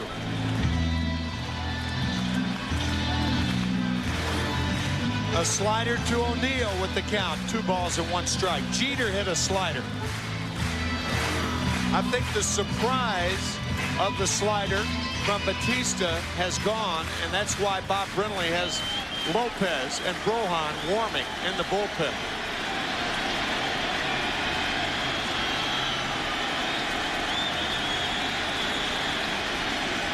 Here's a 2-2. 92 miles per hour with that cut action on it, and on the hands of O'Neill, and it stays 2-2.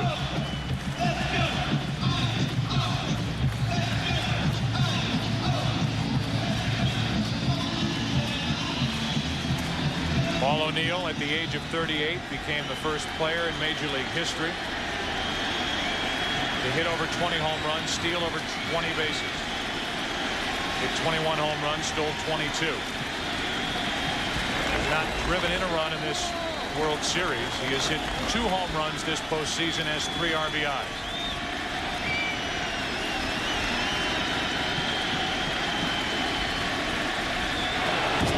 Jeter back easily. We showed that hit of Paul O'Neill last night with 1 out and nobody on in the 9th inning. The ball plopping in front of Luis Gonzalez, and you could see Gonzalez in left field playing a more shallow left field with 2 strikes on Paul tonight.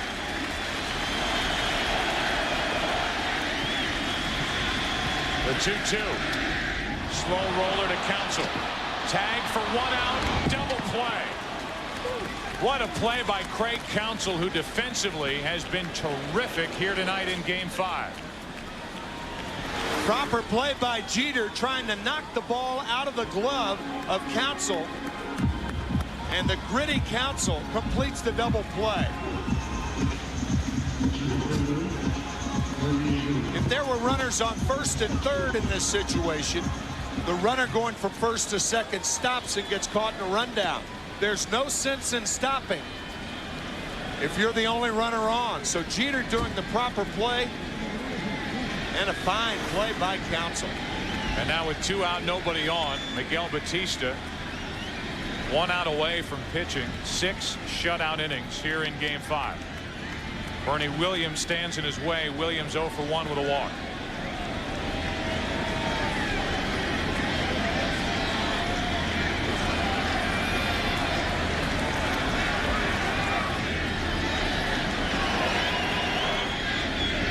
Mentioned during the National League Championship Series that Miguel Batista has a picture of Albert Einstein in his locker, and he lives by the philosophy imagination is unlimited.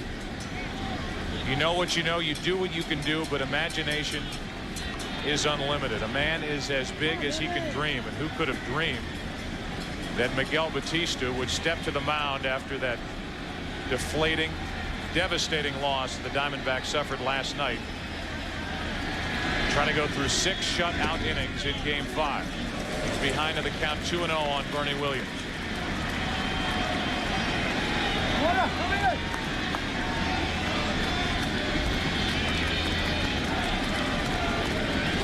Miguel Batista now has allowed 7 earned runs over his last 6 starts, including the playoffs, in over 37 innings. On the outside corner, it's 2-1. Bob Brenly says every time he sees Miguel, Miguel has his eyes on a book. He is an aspiring author. wants to write a book. He's already written a book of poems. On the inside corner, 2-2. He's writing some chapter so far tonight. Good fastball on the corner to Williams. He's in the category of a journeyman right-hander. He's been with Pittsburgh, Florida, Chicago, Montreal, Kansas City. First year with Arizona. Pitching in the World Series.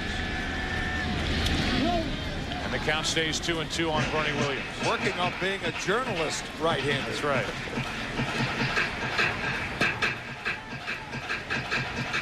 Albie Lopez and Troy Brohan still getting loose out in the Arizona bullpen.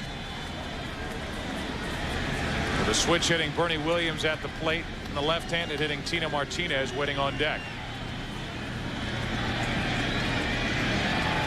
Crowd at Yankee Stadium quiet. Counsell again gets to go to his right, sets and throws. Craig Counsell, another strong play. What an outing tonight by Miguel Batista.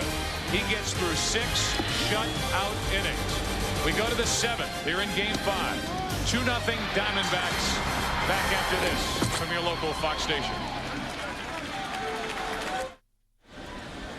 Mike Messina has been outpitched by Miguel Batista as the 7th inning rolls in, and Messina will deal with Matt Williams, Steve Finley, and Reggie Sanders. Bottom of the order doing the damage tonight for Arizona. The number 6 hitter Finley with a leadoff home run in the 5th inning.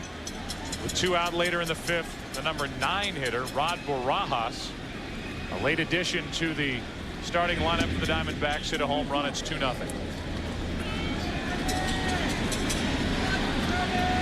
Williams is struck out. He's hit a soft line drive caught by Brocious. 0 for 2 and 3 out of 15 in the series.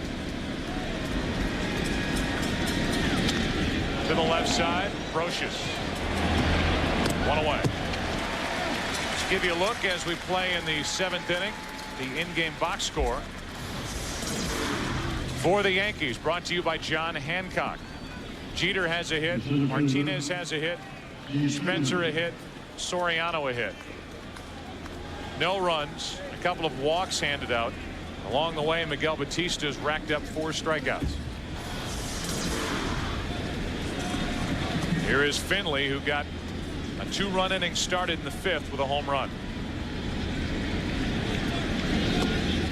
Ball 1 inside.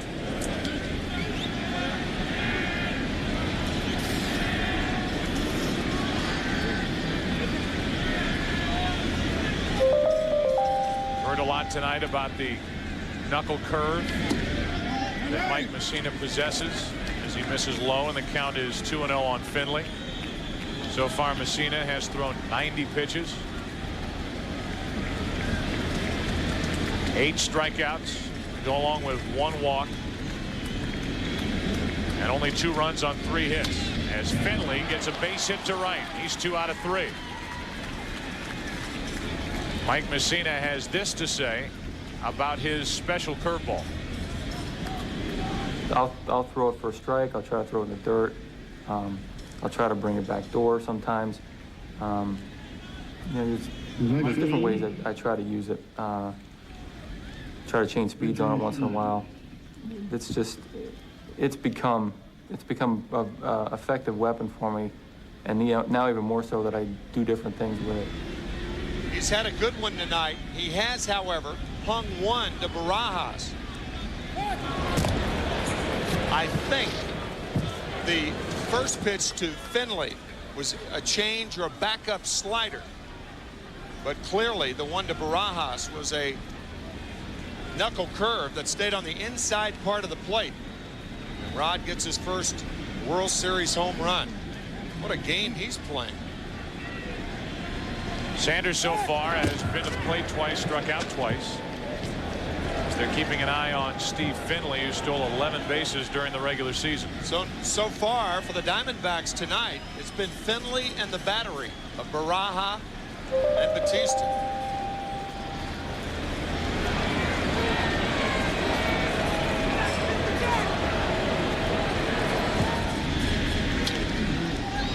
Strike 1 on Reggie Sanders.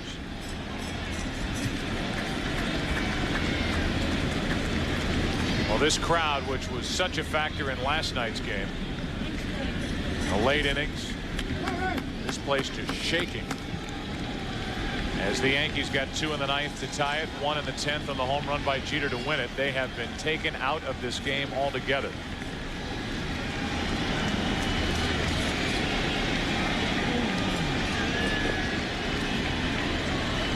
On 0-1. Sanders another foul ball. 0-2. Athletes talk about that rush of adrenaline. What pitching can do to a crowd is put it to sleep. Quieten it.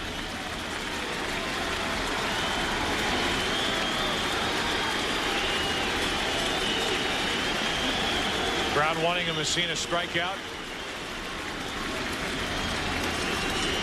Miguel Batista, if he goes back for the bottom of the 7th inning, will deal with Tino Martinez, Jorge Posada, and Shane Spencer. 1 on, 1 out in the 0-2 pitch. Still 0-2.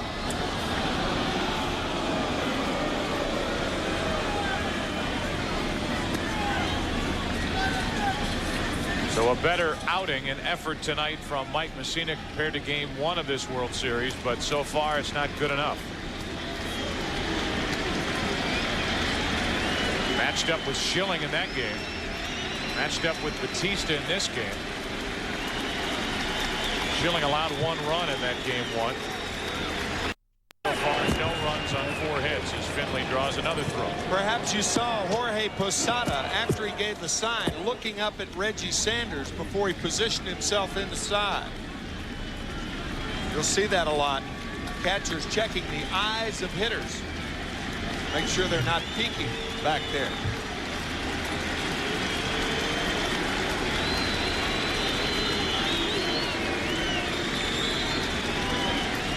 Now a glance down at first where Finley is, and that's on the outside corner, struck him out.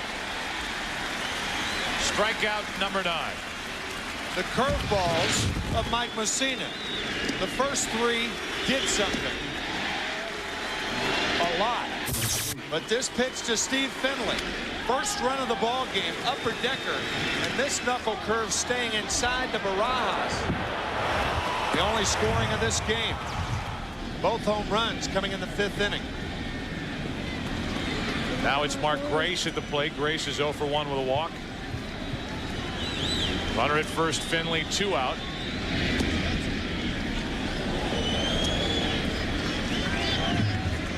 Messina this season,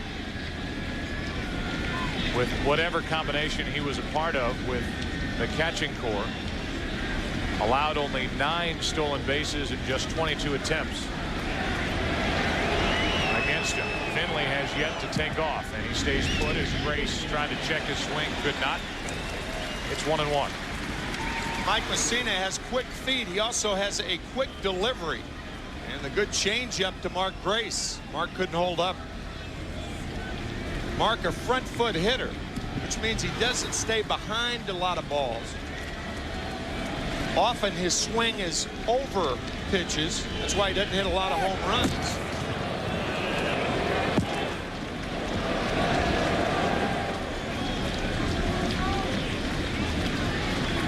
Front foot hitter is a guy who actually leaves his back foot. Power hitters, almost to a man, hit off their back foot behind the ball. Here's a 1-1 pitch.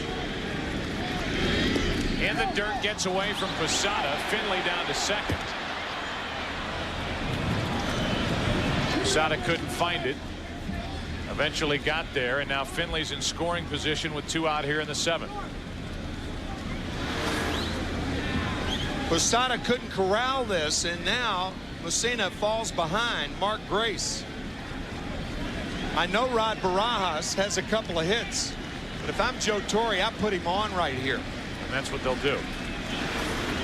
Grace too dangerous a hitter for a base hit.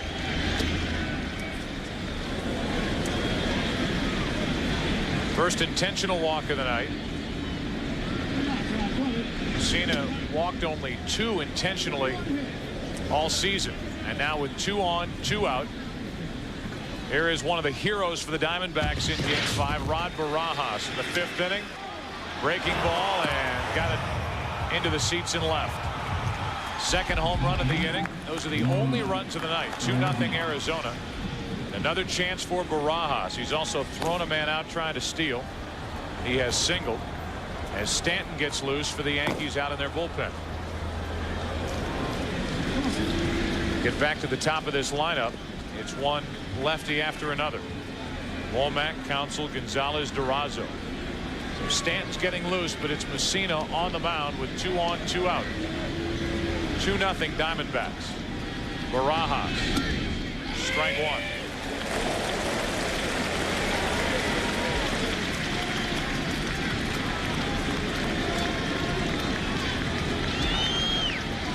Some hitters use the knob for leverage, the knob at the end of the bat.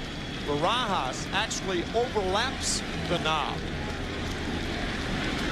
See that pinky on the left hand overlapping the knob. That's off the end of the bat, and the count's 0-2.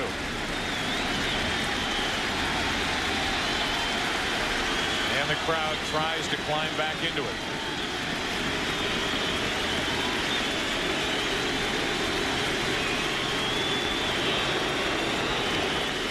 Finley a hit in the inning.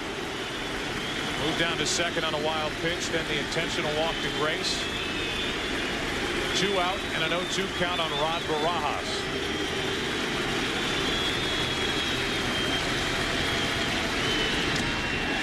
Posada can't hang on to the foul tip.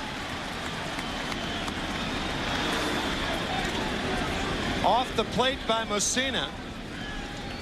And as you said, Joe, Jorge cannot hang on.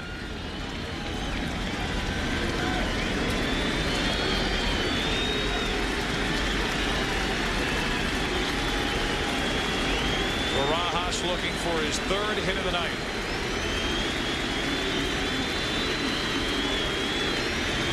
Trying to add to the Arizona 7th inning lead. Able to get a piece of that pitch and stay up there. It's still 0-2.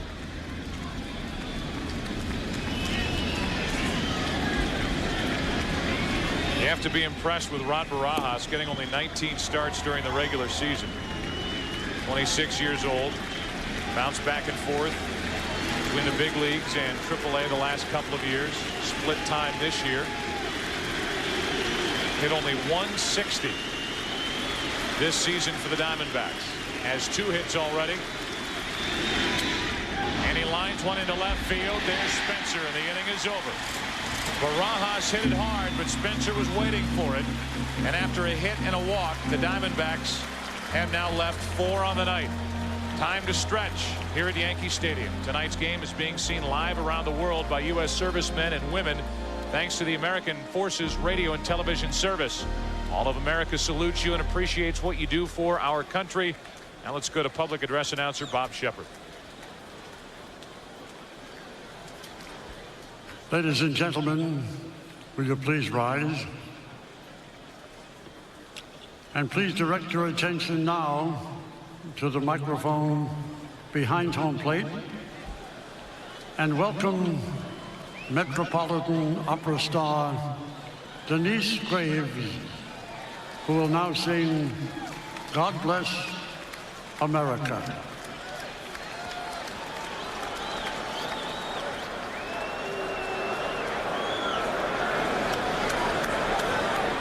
God bless America, land that I love. Stand beside her and guide her through the night with a light from above. From the mountains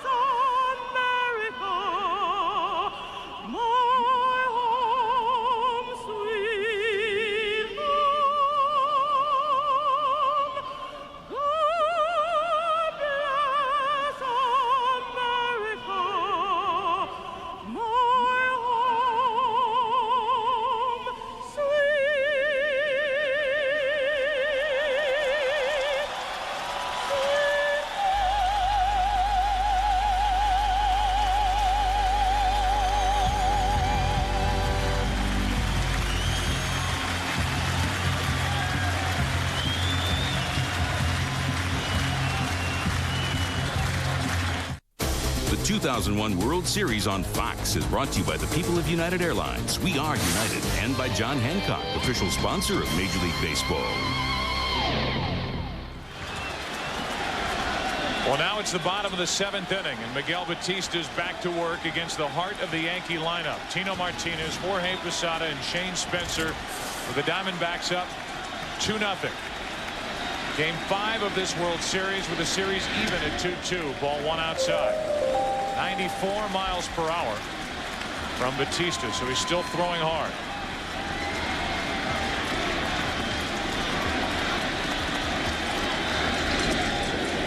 It's 2-0. 84 pitches now for Miguel Batista.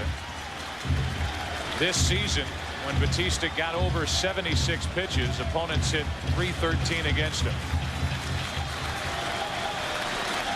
Brenly stays with him. He has help in the bullpen if he needs it. And Martinez fouls it out of play, 2-1. Batista twice this year has gone 7 innings. He did it against the Dodgers on the 21st of September. And then his next start, actually, second appearance later on the 29th, he went 7 innings.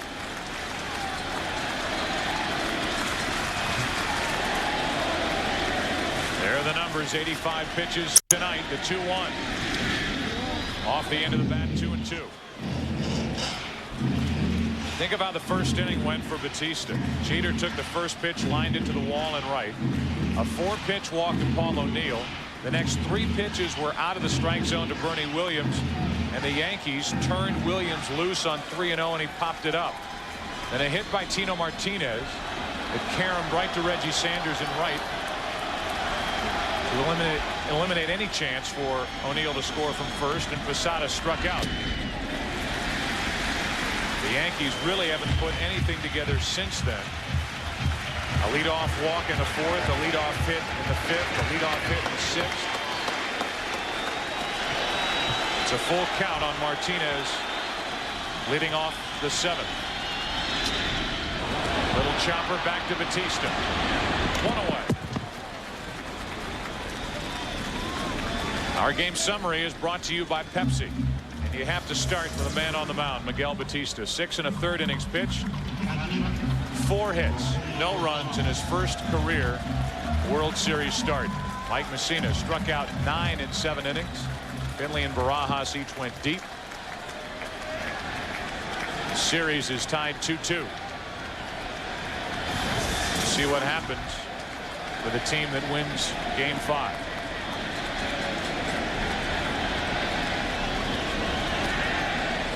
Batista started and then thought better of it.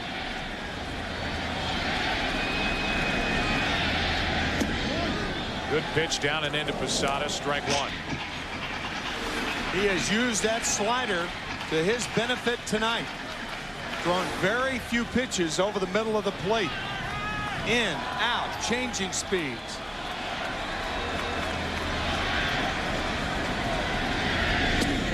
Too far outside, 1 ball, 1 strike. You had a quick look at the 2 remaining starters for Bob Brenly and the Diamondbacks. Randy Johnson on our left as we look at the Diamondbacks dugout, scheduled to start on Saturday night in Game 6. The count goes to 1-2 on Posada. Curt Schilling would work in Game 7 if there is a Game 7 against Roger Clemens. So if the Yankees lose tonight, they've got to beat both Randy Johnson and Curt Schilling. Tall order. Posada set up at 1-2. Just missed. 2-2. Posada struck out and bounced into a double play. The Diamondbacks have turned 2 double plays tonight. And again, Batista starts into his windup and then stops. The last time he did that, he probably was going to throw a fastball. He threw a slider to Posada. We'll see if the slider is coming again. Probably. Got him for the 2nd out of the inning. Strikeout number 5. And Batista is making it look easy here tonight. He finishes off Jorge Posada with the slider, and an indication of how well he is pitching tonight, going in and out, slider, fastball for the most part.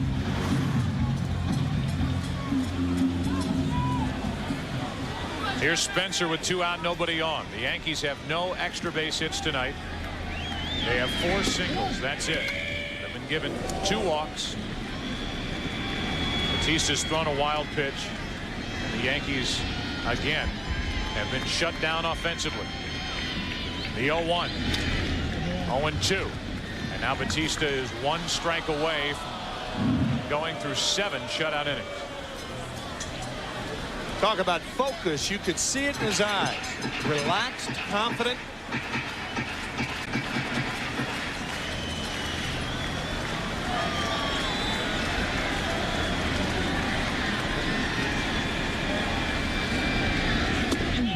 Over but low. We heard from Mark Grace that Batista, in a start earlier in the year, told his manager, don't worry, sit back and enjoy the show. Well, the show tonight is Game 5 of the World Series, and he has allowed no runs on 4 hits through 6 2/3 innings. Now it's 2-2.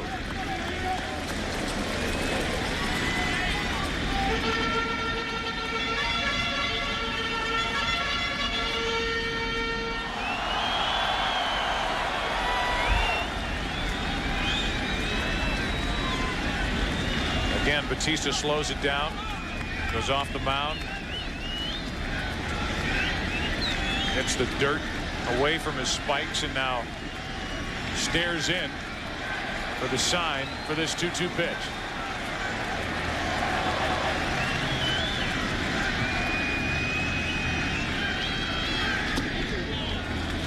Full count. On deck is the struggling David Justice. 3-2 pitch, a 2-out walk. That'll bring the tying run to the plate here in the 7th inning. Interesting situation for Bob Brenly right here. Rohan was put on the roster, the World Series roster, exclusively for left-handed batters. But I think Brenly wants to pitch to the struggling Justice instead of bringing in Rohan to pitch to Chuck Knobloch. I think he'll take his chances with this matchup. On top of that, you get into the same situation that the Diamondbacks were in last night when they brought Kim in. Rohan is not even eligible for the first 2 rounds of the playoffs and has not appeared in this World Series. So he will stand and watch in the bullpen as Miguel Batista will face David Justice, who's 0 for 2 with a ground out and a strikeout. Ball 1. 100 pitches on the night for Miguel Batista.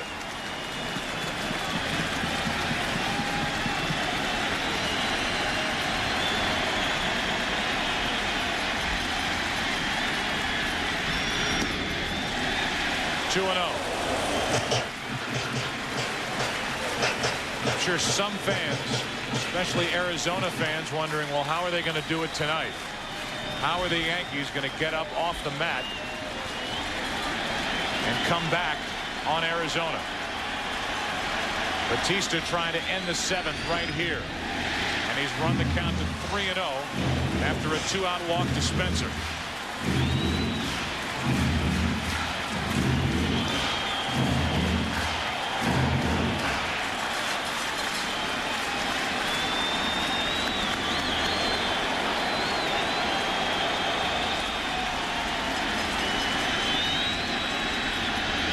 Swinging on 3-0, and he went after a breaking ball that ended up in the dirt. 3-1.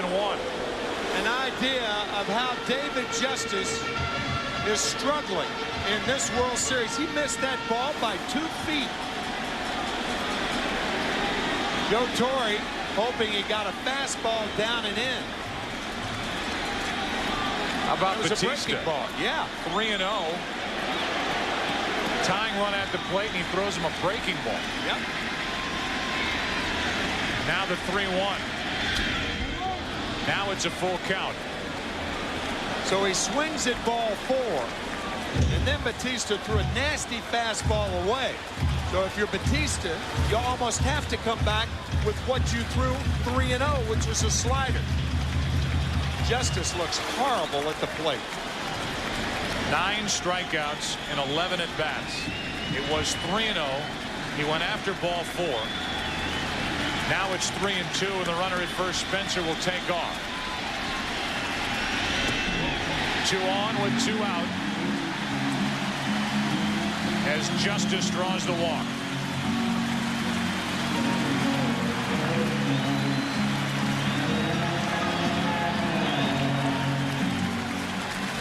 Two walks with 2 outs. You bring Lopez in to face Scott Brocious. Bob Welch out to talk. That means Batista staying in the game. Because if Bob Brenly takes out the pitcher, he does it himself. Remember, Brocious, an inside hitter. If Batista makes a mistake against Scott, he'll want to make it away. He'll give up the single, but not the long ball. That's at least the thinking of a pitcher and a catcher in this situation. And another good indication here as to what the Diamondbacks are working with in their bullpen. You've got Miguel Batista, who has had a 10-day layoff. Pitching, he's over 100 pitches. He just walked back-to-back hitters to put the tying runs on. Chuck Knobloch will take over as the pinch runner for David Justice. He's the tying run, the trail runner at first base.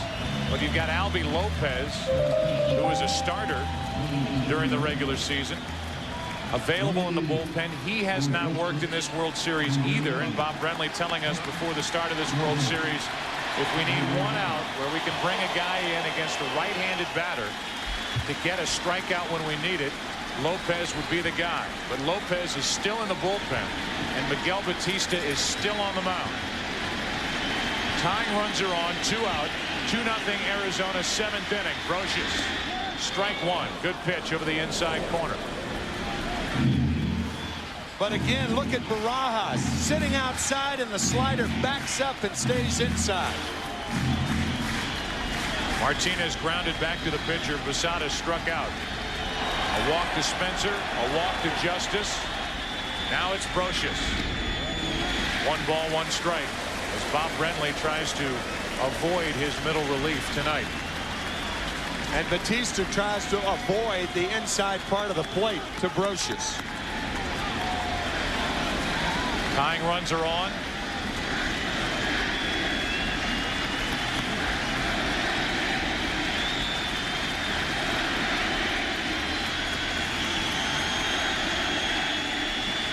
The 1-1. Into shallow right field. Easy for Reggie Sanders, and the Yankees now have stranded 5. Miguel Batista gets through the 7th. We go to the 8th. Still 2-0 Diamondbacks.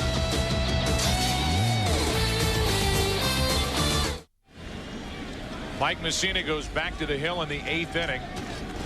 A bit surprising with the left-handed batters coming up. Womack, Counsell, Gonzalez, Durazo. Stanton's ready in the bullpen, so I'm sure that any hint of trouble, Mussina will be gone. I'm surprised Mike Mussina's back out there also. 4 left-handed batters leading off the 8th inning here. Pitch number 107 on the night is grounded up the middle off the glove of Jeter, and Womack is on to start the inning.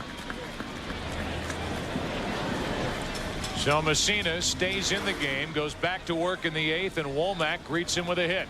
Off the glove of Derek Jeter, Tony Womack had an idea about going to second base, but realizes that he's going to be there anyway because Counsell's going to bunt him over, as he did 3 times last night.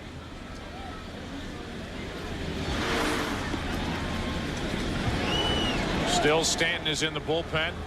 You can see him looking out from the bullpen. Joined by Mendoza. No surprise with those two getting ready here in the 8th inning. And now Counsell. Yankees, everyone expects the bunt.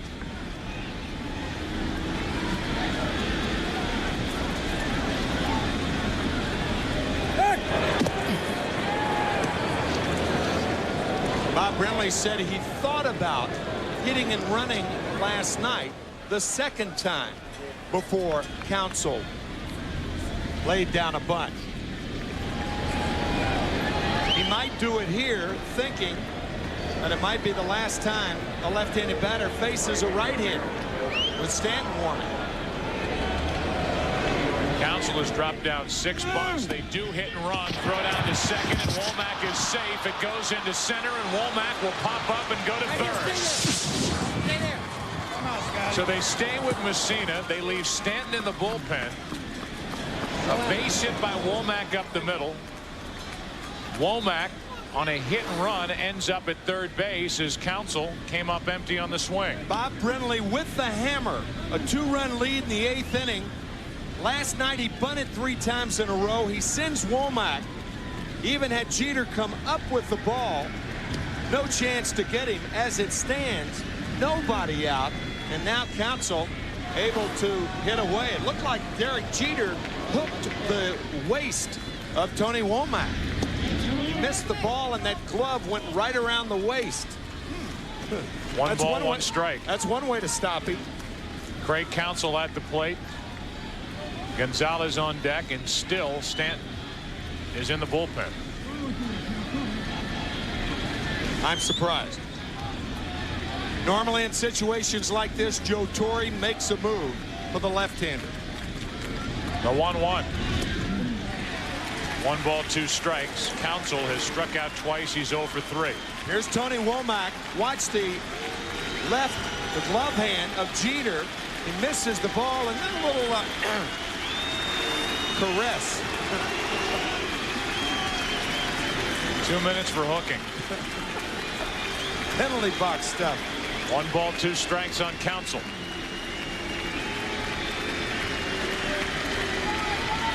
Infield is in. Womack, who can fly, is over at third, and he stays put as Counsell taps to Martinez. 1 out.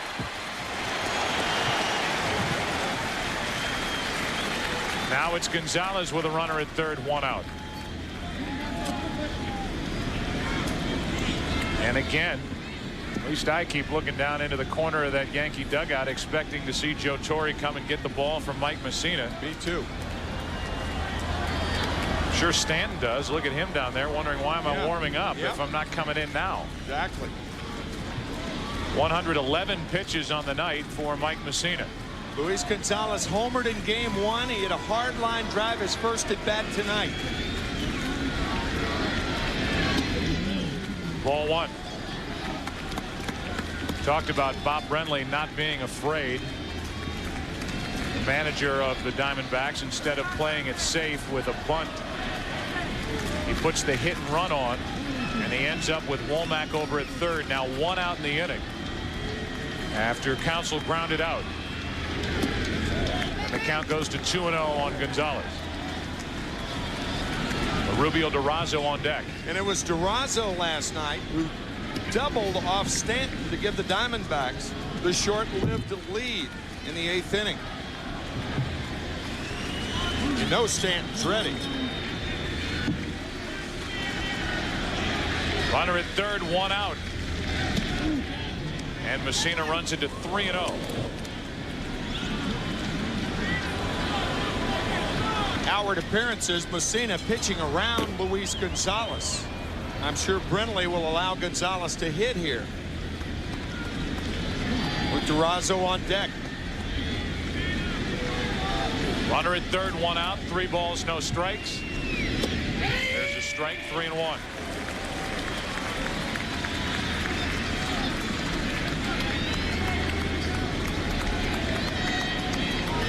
A hit, then a stolen base, and an error. Error charged to Posada on the throw that ended up in center field. Now the 3-1 to Gonzalez. Good pitch on the inside corner, 3-2. How about that?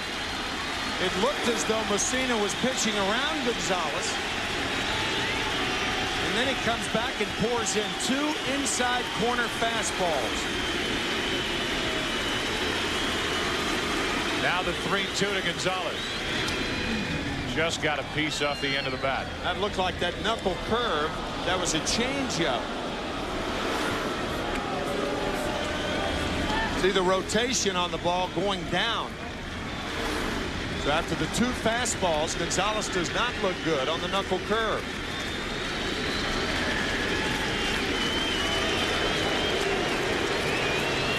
Womack at third with 1 out.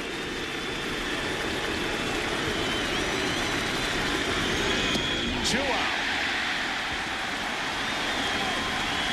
From 3-0 to 3-2, and then the strikeout. They stick with Messina.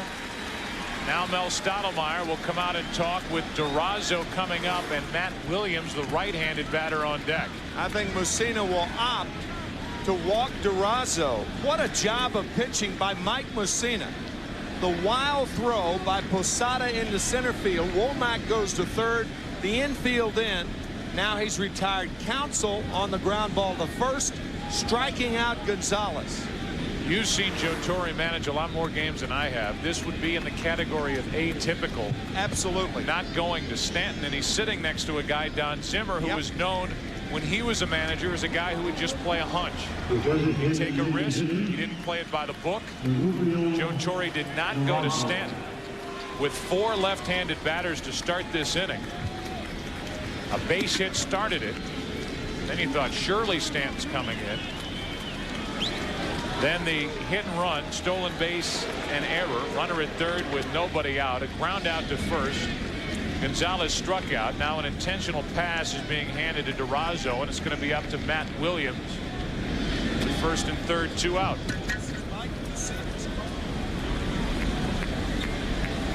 This was Mike Messina's call. Mel Stottlemyre going out saying, Mike, do you want to pitch to Durazo or Matt Williams? And with 2 out, he's going to pitch to Williams. Matt has not looked good all night on breaking balls away, talking to himself, trying to keep that left shoulder in there. We'll see how Messina and Posada work Matt Williams.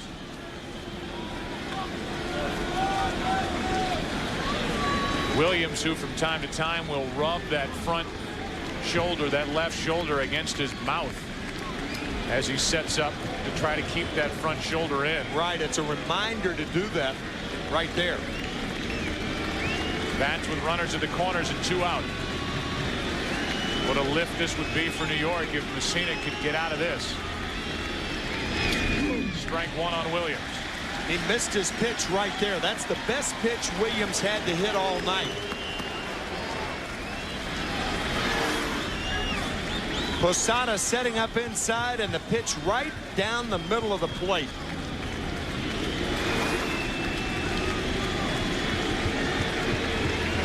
A 2-0 Arizona lead, top of the 8th. They had a runner at third, nobody out. Now it's first and third with 2 out.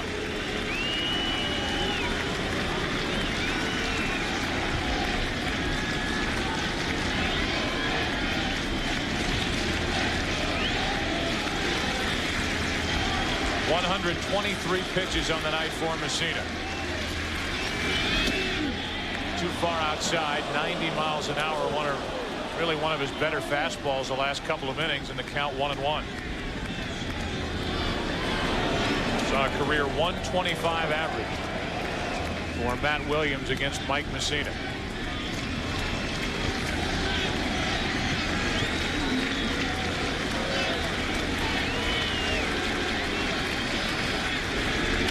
Popped up. Soriano, and the inning is over. What a job by Mike Messina. A season high 125 pitch night. He gets a pop-up to end the top of the 8th. The Diamondbacks miss a scoring chance, and they still lead by 2. No, honey, this isn't a joke.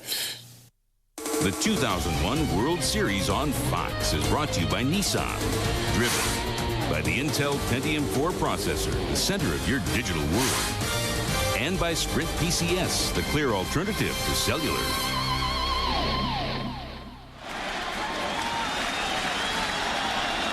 Bottom of the 8th inning now, 2-0. The Diamondbacks still leading. Again, Batista starts his windup and then stops as he faces Alfonso Soriano. 108 pitches on the night for Batista.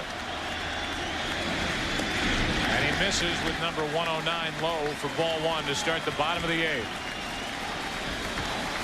Now it's the veteran setup relievers. We saw Morgan and Swindell getting loose for the Diamondbacks in their bullpen. The 1-0, 2-0.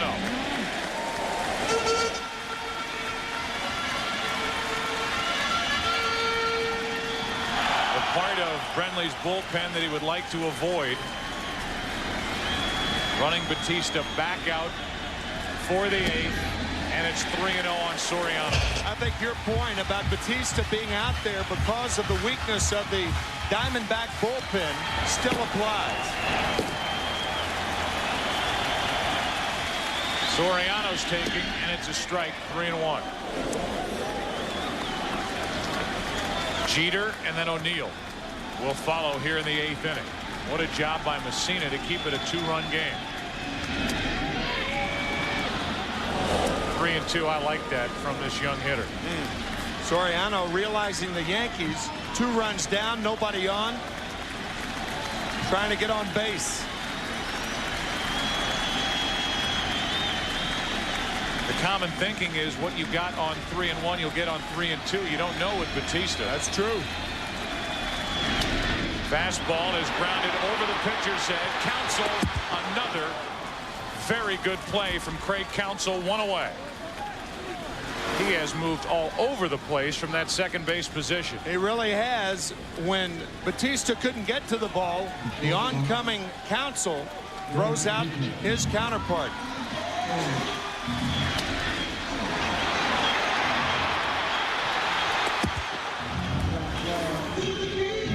One away.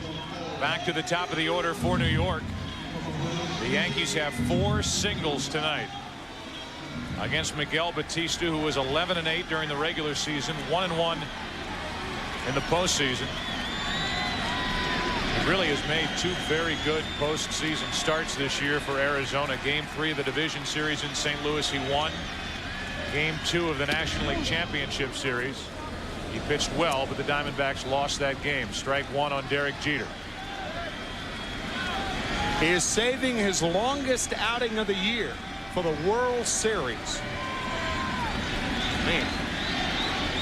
Twice went 7 innings. He's gone 7 1/3. He's still throwing hard enough.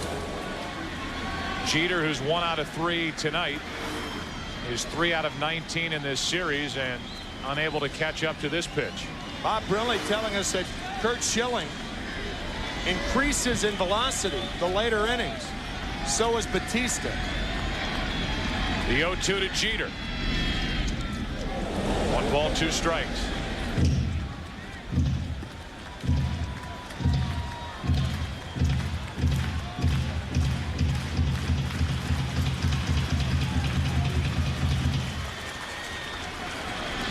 So Batista, who came back from a 3-0 count to get Soriano, has a 1 ball, 2 strike count on Jeter. Now it's 2-2.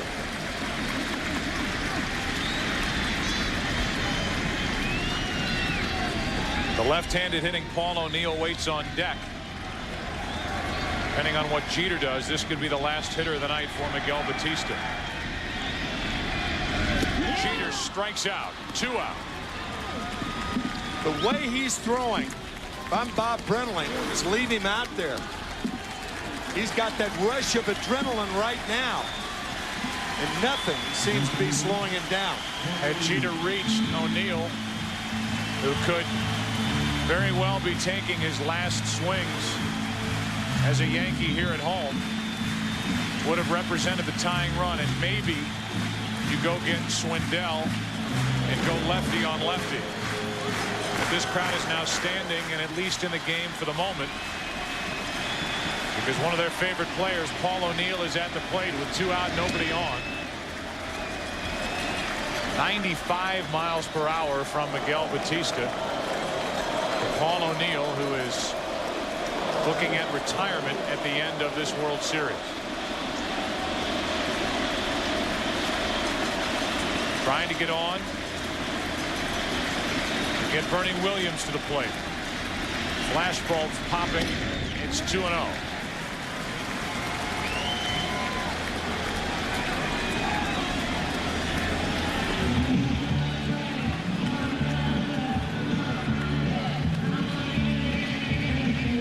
Talk about Curt Schilling, Randy Johnson being the best closer available to Bob Brenly the games they start. Well, at the very least, Miguel Batista is trying to be his own setup guy. A guy with 2 complete games in his career and only 1 complete game shutout. He's allowed 4 hits. He struck out 4. His 2-0 pitch. 2 balls and a strike. Paul O'Neill looking back at the home plate umpire, surprised that was called a strike. Well, Jim Joyce called it oddly, almost as an afterthought, and that's what O'Neill's complaining about. Biting his lip. Now the 2-1 pitch. 3 balls and a strike. And again,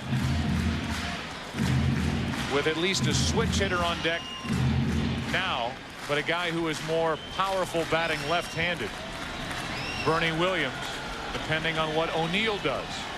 This could be the last hitter for Miguel Batista. 123 pitches on the night.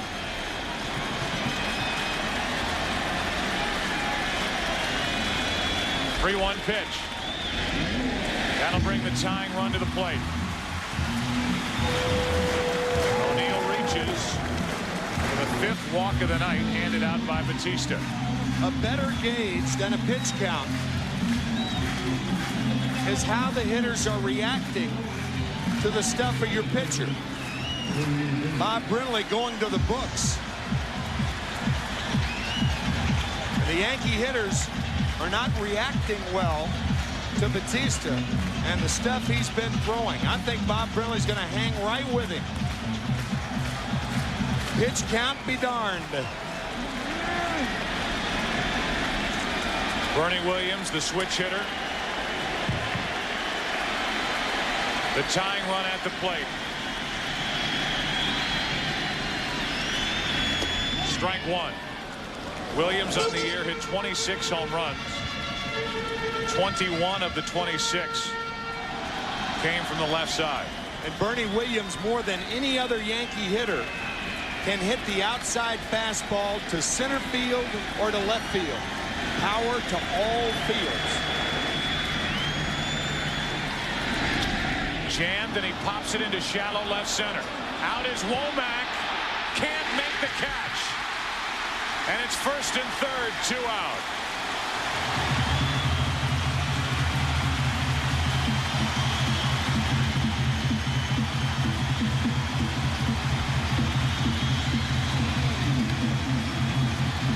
You could see that coming.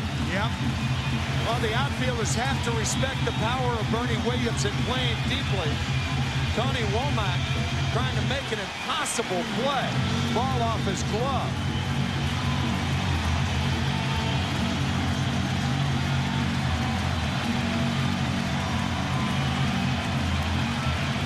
They still haven't ruled hit or error. Here comes Bob Brenly out to the mound as you look at O'Neill. The Yankees and their fans here at Yankee Stadium wondering if that's the start of another one of these late inning, late October, early November Yankee rallies. What a night for Miguel Batista. Batista, the Game 5 starter, gets into the 8th inning. Picks up 2 outs in the 8th inning. Leaves with 2 on and a 2-run lead.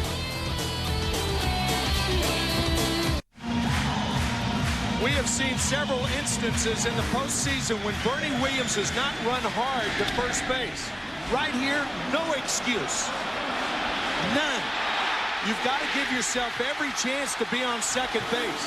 And Bernie Williams wasn't running hard to first and is on first. So no excuse for that. Excuse me, Joe. Instead of having the tying run at second base and in scoring position for Tino Martinez, it's 1st and 3rd. And Martinez faces the veteran left-hander Greg Swindell. I'm not saying that he makes it easily into second base, but at least he gives himself a chance to take the extra base. The way he was running, no chance. Strike one to Tino Martinez from Greg Swindell. I mean, after all, this is the World Series.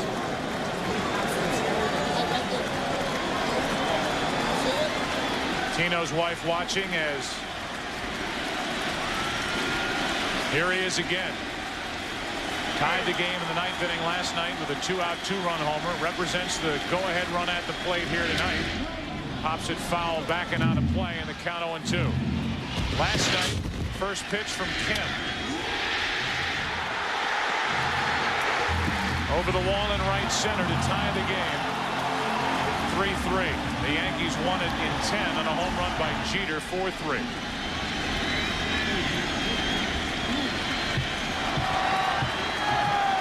Greg Swindell able to smile as he looked over at first. 0-2. Martinez just got a piece.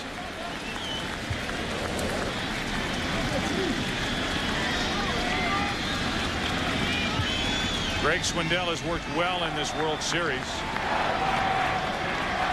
He's made 2 appearances. What a night for Miguel Batista.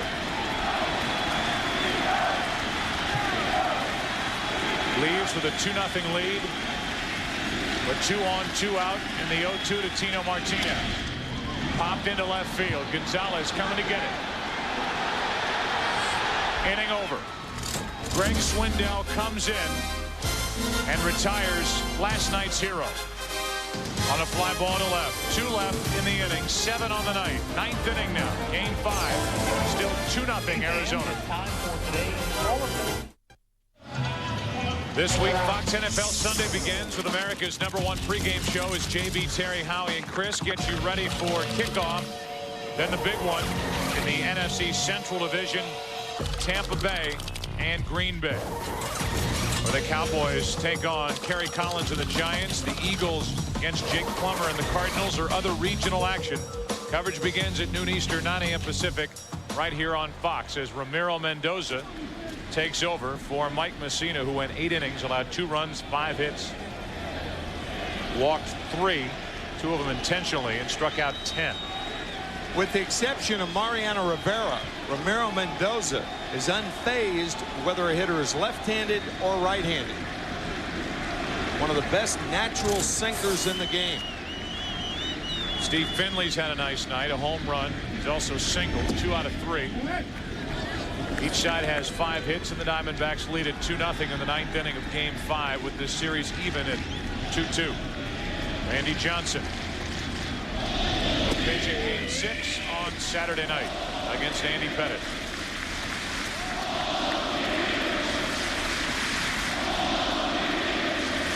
They're chanting Paul O'Neill's name. These terrific fans here in New York. Paul O'Neill just bowed his head a moment ago.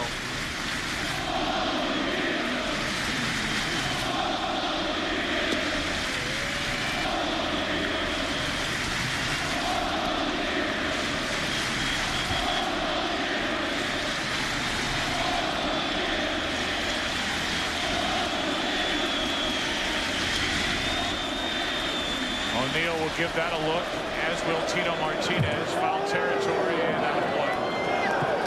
Count still 2-2. You could tell Paul O'Neill was touched. Oh boy, by that. And I know you, as a longtime major league player, you get touched hearing something like that. Certainly do.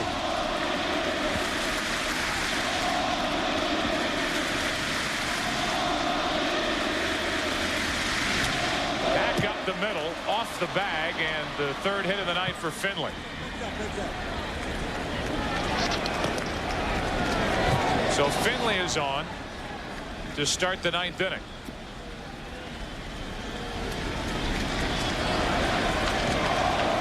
Steve Finley with his 3rd hit of the night.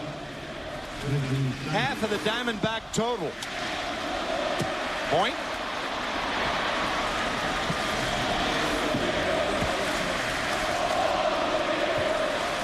Still chanting are these fans after the leadoff hit by Finley, and now Reggie Sanders.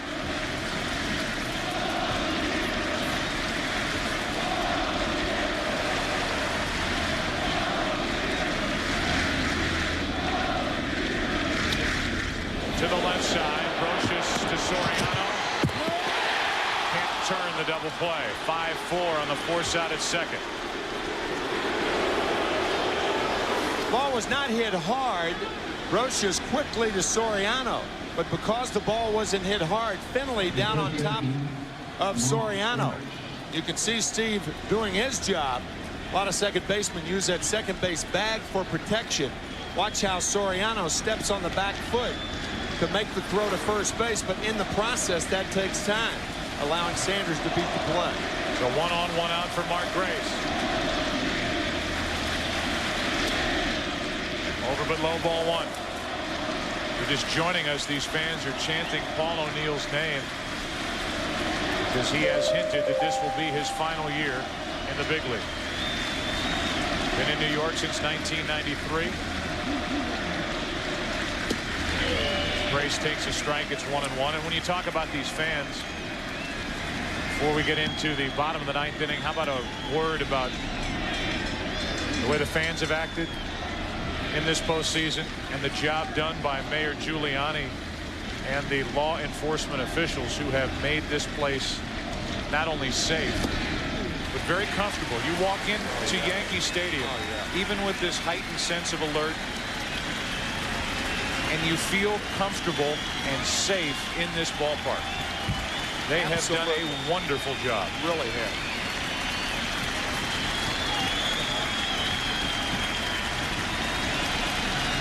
One ball, two strikes on Grace. Soriano, Jeter, Martinez.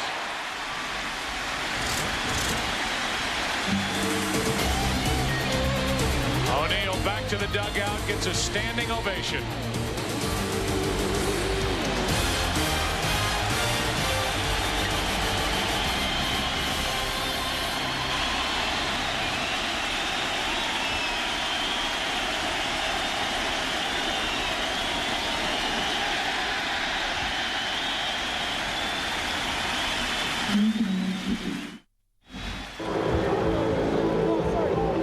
New pitcher Kim, new left fielder Danny Batista. Okay, I got you, sir. How you doing? Good. How's your hand? It hurts. It was a good shot. I know it was. And you've had a, you've had a few before. Couple of those. First pitch is strike over the inside corner to Jorge Posada. Danny Batista is the new left fielder. Young Hun Kim, who threw 62 pitches last night, working 2 2/3 innings, is trying to save it. 1 ball, 1 strike. Joe, earlier you mentioned the guts of Bob Brenly, and yet another example right here, putting Kim right back over the coals. After last night, blowing the save in the 9th inning, then getting the loss in the 10th inning.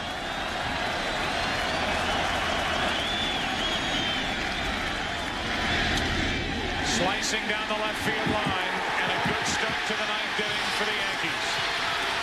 Posada will hold at second with a leadoff double.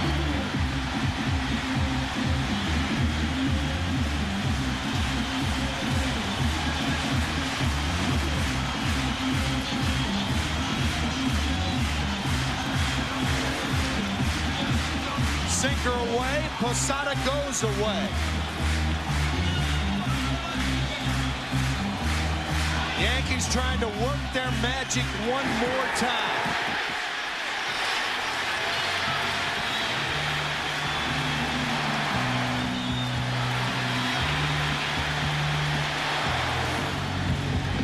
If the Yankees fail to score here in the 9th inning, the 7 runs would be the fewest runs scored by one team in the first 5 games of a World Series since the White Sox scored 6 in 1919, and they weren't exactly trying that year. The year of the Black Sox scandal. 8 men out. The Yankees have scored 7 runs, nearly 5 games. Runner at second, nobody out. And ball 1 to Shane Spencer, the tying run at the plate. If you're a Diamondback outfielder, on a base hit to the outfield, you throw the ball to second base. You play the game as though Posada was not on base. Spencer faced Kim twice last night. struck out twice last night. He's up on the count 2-0.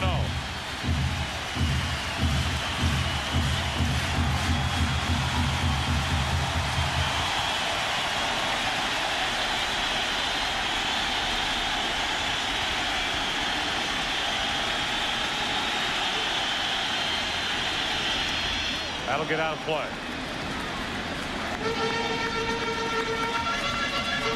Just to go back to last inning, the last batter that Batista faced was Bernie Williams, who hit that flare into left center. It was ruled a hit. Then Greg Swindell came on with the tying runs on and got Tino Martinez to fly to left. Now a leadoff double by Posada. A 2-1 pitch to Spencer. 3 balls, 1 strike.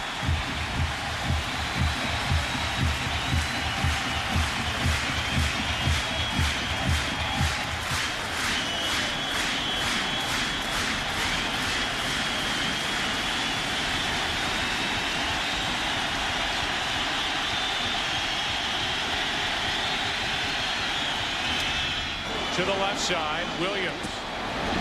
1 out.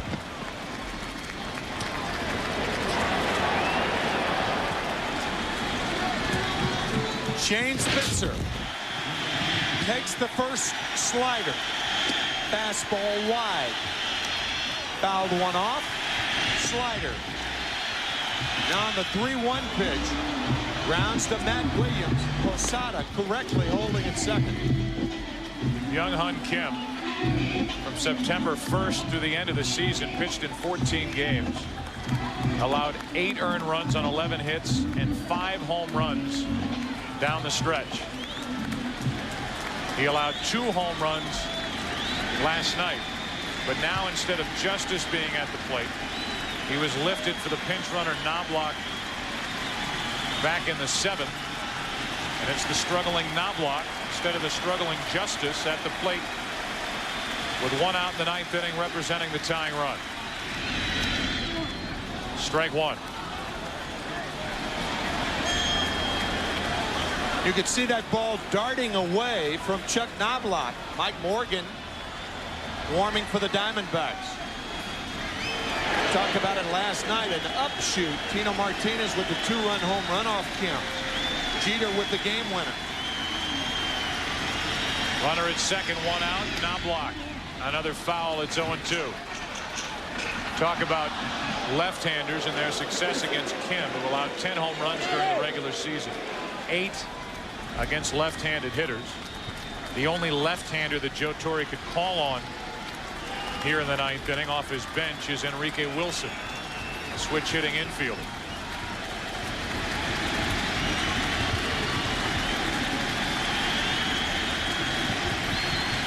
Runner at second, 1 out, no balls, 2 strikes on Knobloch. 1-2.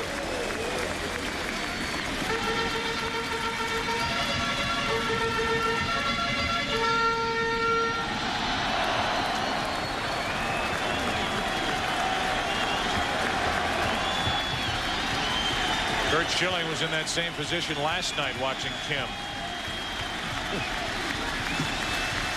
A 1-2 pitch. Another foul off the bat and then off the mask or helmet of Barajas. It's still 1-2. We mentioned it last night. When you throw from that angle, the pitch cannot go down. The only pitch that goes down that Kim throws is a sinker. When you get the breaking ball, it's at least on the level plane. But more often than not, as we said, it goes up in the strike zone.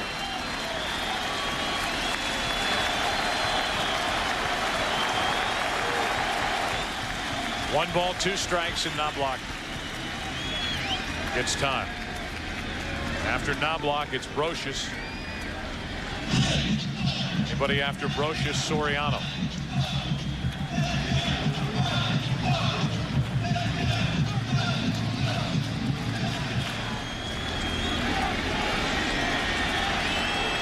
You have to go 3 more batters before the Yankees will send a left-hander to the plate, Paul O'Neill. 1 out here in the 9th inning with a runner at second. 2-0 Arizona. Got him. 2 gone. After a bevy of breaking balls, he freezes Knobloch with a fastball inside, and it wasn't meant to be inside. You could see Barajas sitting outside, and the Diamondbacks get the call.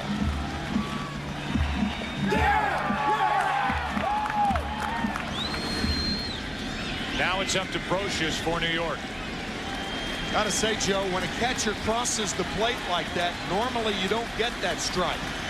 But a huge pitch for Kim.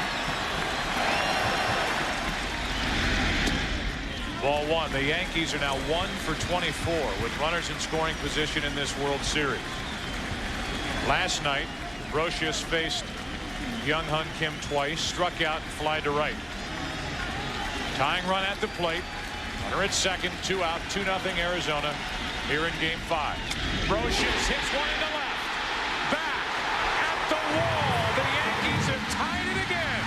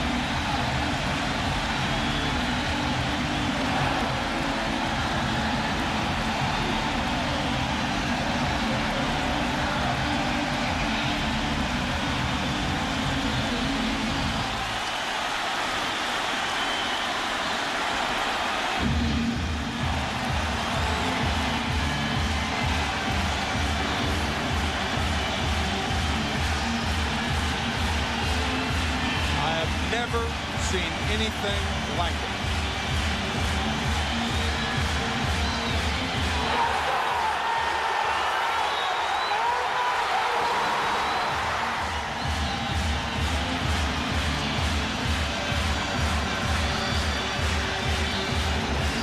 It borders on the surreal here in the Bronx.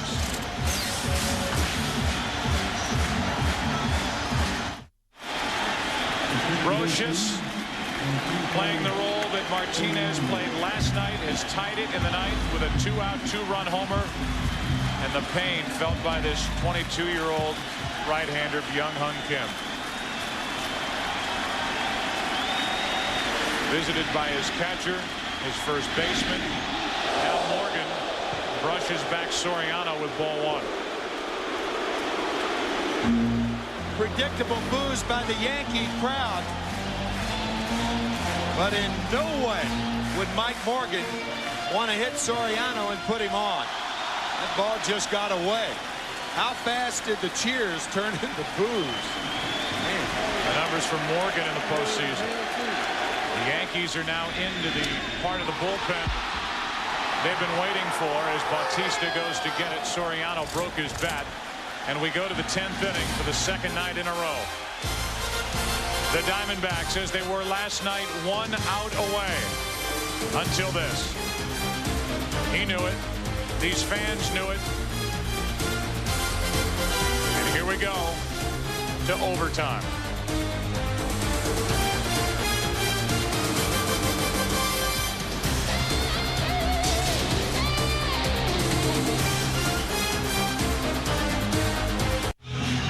The instant it left the bat of Scott Brocious, he knew it. And so did a stunned Bob Brenly.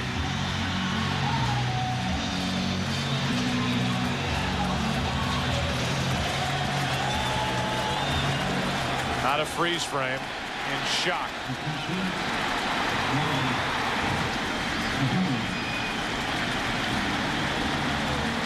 Don Zimmer, how much has he seen in his lifetime with this game of baseball? As Rivera comes in the game and misses inside with ball one. So Mariano Rivera worked 2 innings in game 3, 1 inning last night, available for 1 inning tonight.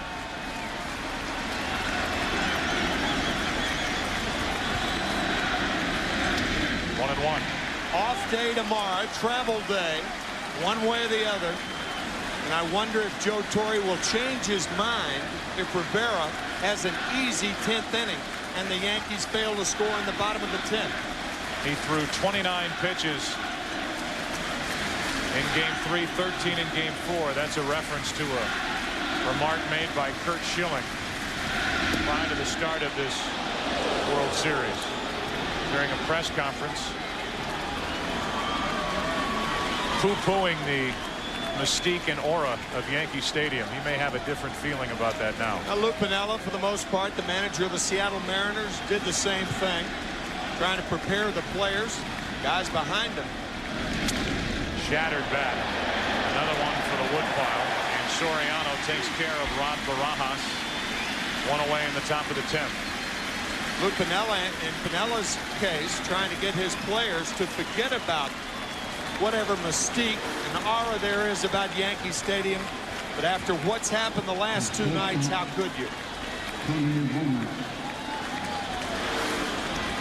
Just after the clock struck midnight last night, Derek Jeter struck for a game-winning 10th inning home run about 12:04 a.m. Happened about 10 to midnight tonight. At least the tying home run off the bat of Scott Brocious. By the way, Jeter will lead off at the bottom of this 10th. 1 out, nobody on. 1 ball, no strikes on Womack. Soriano. 2 out. There is nobody who respects Derek Jeter more than Joe Torre. Not only for what he has done for Joe Torre and the Yankees since being the Rookie of the Year in 1996, but last night at 10:30, Derek Jeter sat next to Torre and he said, "You're going to leave tonight a little after 12." First he told him at 10:30, well, you got an hour and a half left on your contract. Right. And then told him at 5 to 12, you're about out of time. And just after 12, won the game with a home run to right. Because the postseason was pushed back 1 week. Joe Torre's contract is expired. Then Jeter turned to Don Zimmer and said, "You're going to come back tomorrow, aren't you?" All done kiddingly. Joe Torre telling us that to remind us how aware and how cool Jeter is even during a World Series game. It's coming up on midnight. Our 2-2 score, top of the 10th, 2 out, nobody on. 1 ball, 2 strikes on Counsell.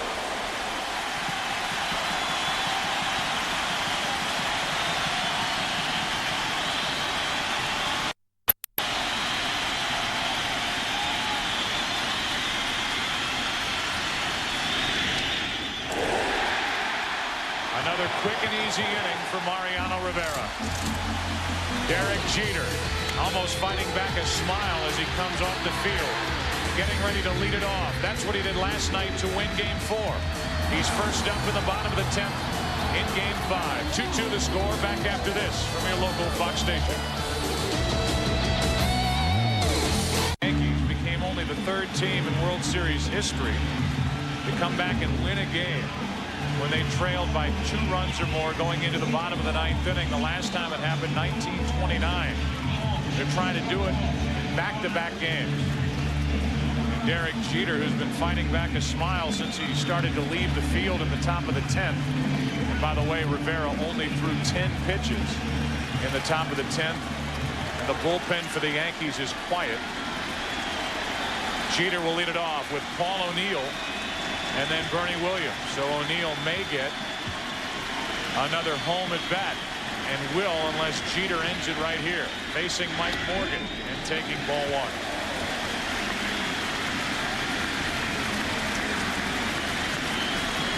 O'Neill drew a walk his last time up.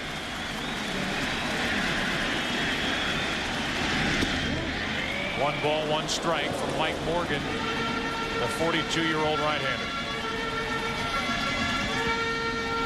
Pitching in the big leagues 2 weeks after his high school graduation back in 1978. Here he is in the 2001 World Series. Jeter grounds to short. Womack. Leadoff man is gone, and Paul O'Neill does get another home at bat.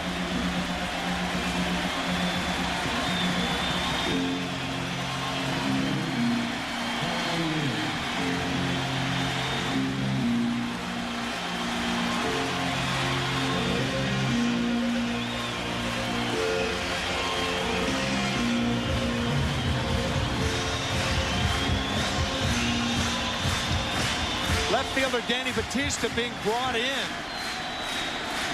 right before Paul O'Neill stepped up there. Ball 1. Eddie Rodriguez responsible for moving the outfielders, and the Diamondbacks are not going to be beaten like they were last night. The off-fielder is in. Some felt that Gonzalez was too deep last night. I did not happen to think that. A strike on the outside corner. 1 ball, 1 strike on Paul O'Neill, who has hit very well against this veteran right-hander in his career with 2 home runs. Got to figure anything from Morgan's going to be away to O'Neill unless it's a ball inside. To the right side, 2 hops to Counsell. 2 out. And with the bases empty, Bernie Williams will bat. 1 last toss of the helmet for Paul O'Neill here at Yankee Stadium. Maybe. Unless the lineup turns over and he bats a couple of innings from now. That reaction that the Yankees and their fans have seen after unsuccessful at-bats by O'Neill. Now with 2 out, nobody on, Bernie Williams, who's 1 for 3 with a walk, a single, and who has hit 16 career postseason home runs, takes a ball. What a night tonight for Mike Mussina. 8 innings, 2 runs, 5 hits, 3 walks, 10 strikeouts. The reason the Yankees are here is what Mike Mussina did in the 8th inning. Go back to that missed opportunity for Arizona. Leadoff hit by Womack up the middle. Hit and run. Stole second. Went to third on a throwing error by Posada. Was standing there with nobody out. Counsell, Gonzalez, and Williams couldn't bring him home. 2-2 in the bottom of the 10th. A 2-0 count on Bernie Williams with 2 out, nobody on, and Rivera will go back out for the 11th if needed. That is a fair ball. Barajas makes the play, and it's a 1-2-3 10th inning for the veteran Mike Morgan. We go to the 11th. Rivera back to the hill. Still tied 2-2. Mariano Rivera, who is 2-0 with 5 saves and an ERA of 0.71 coming into this game. The 2001 postseason, goes back to the hill. We're into the 11th inning now. A 2-2 game. Danny Batista first up, and he lines one into right center field.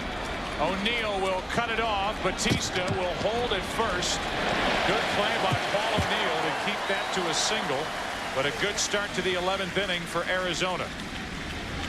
Every manager in the American League knows that right-handed hitters have a better chance against Rivera, generally speaking, than left-handers. The reason for that, the ball cuts away from right-handers and goes toward the barrel of the bat, the fat part of the bat. With left-handers, it bores in on the smaller part of the bat. So the go-ahead run is at first with nobody out. And it's a Rubio Durazo. Check on the runner, Batista. Batista was in that number 3 spot because Bob Brenly took Gonzalez out for defensive reasons in the 9th inning. Lo and behold, Batista, as opposed to the guy who hit 57 home runs with a .325 average, Gonzalez, it's Batista that gets the leadoff hit in the 11th.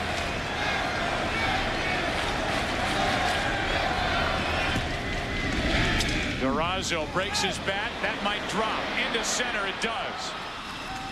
First two are on for Arizona here in the 11th inning.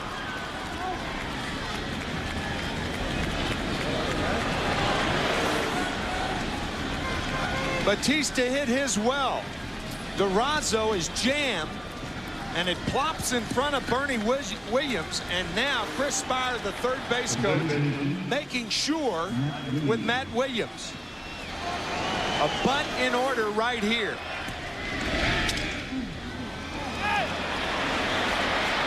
If I'm the Yankees, I look for a rare bunt out of Matt Williams. We'll see.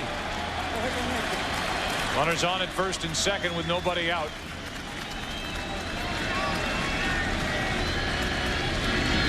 The bunt is perfect. Dropped down by Williams, out at first. The sacrifice is good. 3-4, and I mean Matt Williams, who has not been asked to bunt much in his big league career, couldn't have rolled it out there any better. He lays a blueprint down the first base line. Perfectly executed. And now the Yankees are going to walk Steve Finley to get to low ball hitting Reggie Sanders. Come on, Reggie. So now time called at the plate.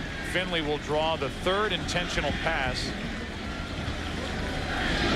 And it to Arizona tonight. You know what's an interesting thought here, Joe? Reggie Sanders, a low ball hitter. He has all types of problems with high fastballs. However, he's a good bunter. Bob Brenly tried it with Tony Womack in Game 5 of the divisional series against the Cardinals. He tried the squeeze. Batista was the runner at third base. He was tagged out, and then Tony Womack won it with a hit to left center field. I wonder if Brenly would be brazen enough to try the squeeze right here with Reggie Sanders. Even though some managers stay away from it with the bases loaded. Right. Because you don't need the tag, you just need the force out at the plate. That's right. But if the runner on at third, and he's a fast runner in Batista, if he can get a good jump and Sanders can get it down, you'll see. But keep in mind, Sanders a very good low ball hitter, and Rivera doesn't throw it low. He throws it high. Sanders has struck out 3 times tonight. He's 0 for 4.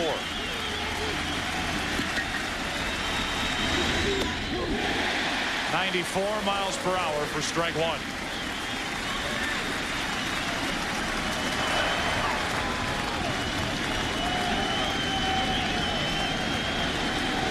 Another opportunity for the Diamondbacks against the Yankees' best. The 0-1. 0-2.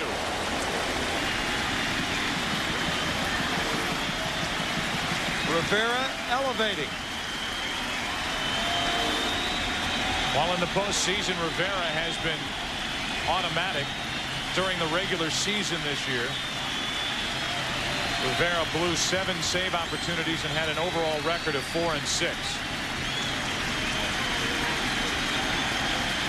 2 hits, a bunt, an intentional walk, and time called prior to the 0-2 pitch to Reggie Sanders. Bautista, Durazo, and Finley the runners. Line drive, caught, diving catch, Soriano, 2 out.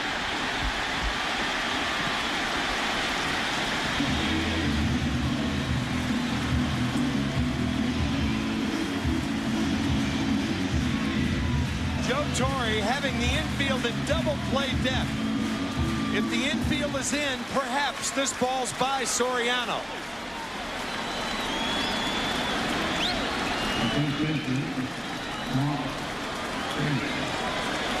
Every ounce of leather it took for Soriano to make that catch. Made the big defensive play from the second base position back in Game 3. Now it's Grace, strike 1.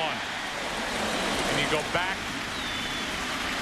to the left-hander being up against Mariano Rivera. Grace needing the hit.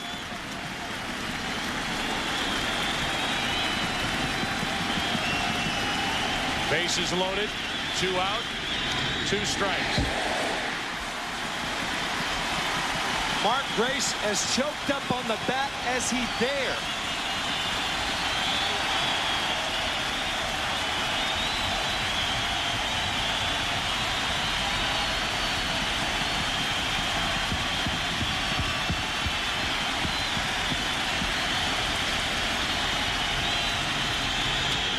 Left side, Brocious, inning over.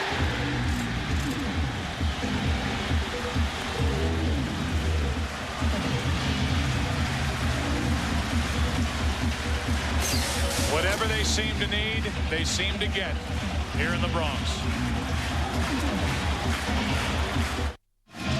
Mike Morgan back to work, the only player from 1978 who is still in the major leagues.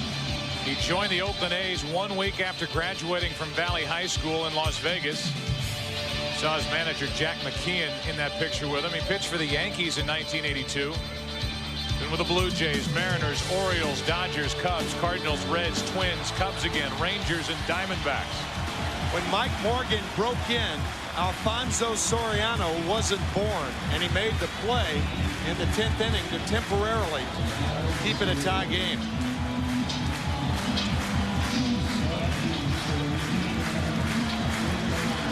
Now it's Tino Martinez leading it off. Martinez 1 for 4 tonight. Sterling Hitchcock getting loose for the Yankees. So if the Diamondbacks can get through this bottom of the 11th, it would seem that Rivera is finished. And Hitchcock is the one getting loose. No balls, 2 strikes on Tino Martinez as Albi Lopez gets loose for Arizona. Yeah, both managers now thinking about starters since this is the bottom of the 11th inning. Both Albi Lopez, Sterling Hitchcock, experience as starters. It's 0-2 on Tino Martinez. Down the right field line, foul. Remember what Bob Brenly told us in our meeting before the game?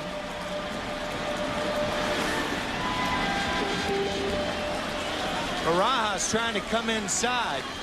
It was Martinez who hit an inside fastball last night. If you're going to make him hit the ball, you got to go away. That's where they set up. They miss away, and it's 1-2. Tino Martinez will be followed by Jorge Posada and Shane Spencer here in the 11th. Unless it ends before that. 2-2. Here's a 1-2 pitch, and it's fouled off the fencing in front of the Yankee dugout. Mike Morgan flirting with danger, throwing Martinez inside in this ballpark. You make a mistake away, it's a single. Inside, this game could be over.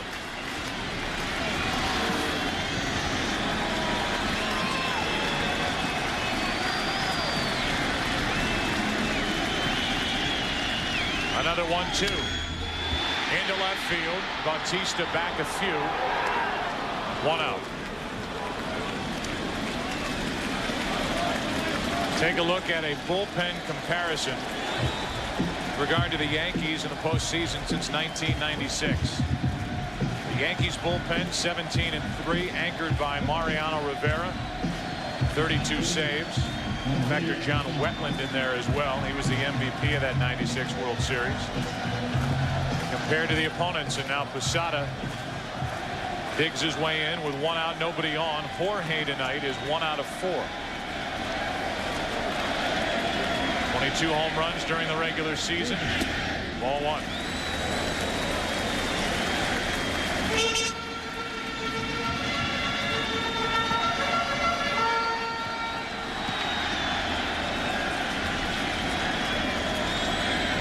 Mike Morgan has retired all 5 Yankee hitters he has faced. Ended the 9th by getting Soriano on a broken bat fly ball caught by Bautista in left. 1, 2, 3, 10th against Jeter, O'Neill, and Williams, all ground balls. There's one out here in the 11th. A 2-0 to Posada. A strike called, and Posada barks at the home plate umpire, Jim Joyce. Barajas sitting outside, and Morgan gets the call.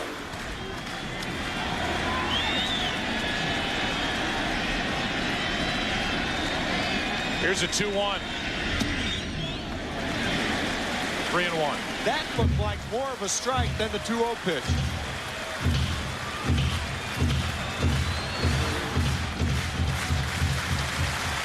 Certainly higher. So the count 3-1 with one out, nobody on. Posada way out in front of a changeup, full count.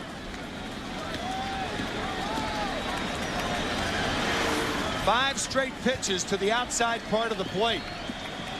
Mike Morgan saying, if you're going to beat me, you're going to have to do it with a home run the other way. Posada doubled the other way to start the 2-run 9th inning. 3-2 pitch. Popped up on the left side. Foul territory for Matt Williams. 2 out.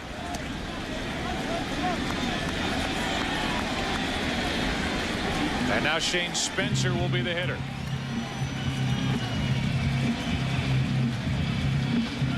Again, it appears that Rivera's finished for the night one way or the other. He had a 10-pitch 10th inning. Got into trouble and out of trouble in the 11th. 2 out, nobody on. Spencer takes a strike. What a job by Mike Morgan to this point. He's retired 6 straight.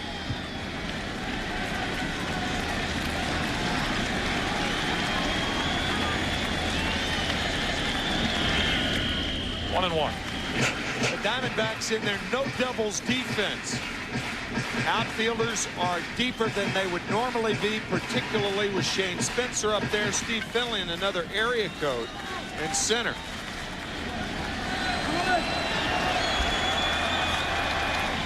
Spencer waits for a 1-1. 2 balls and a strike.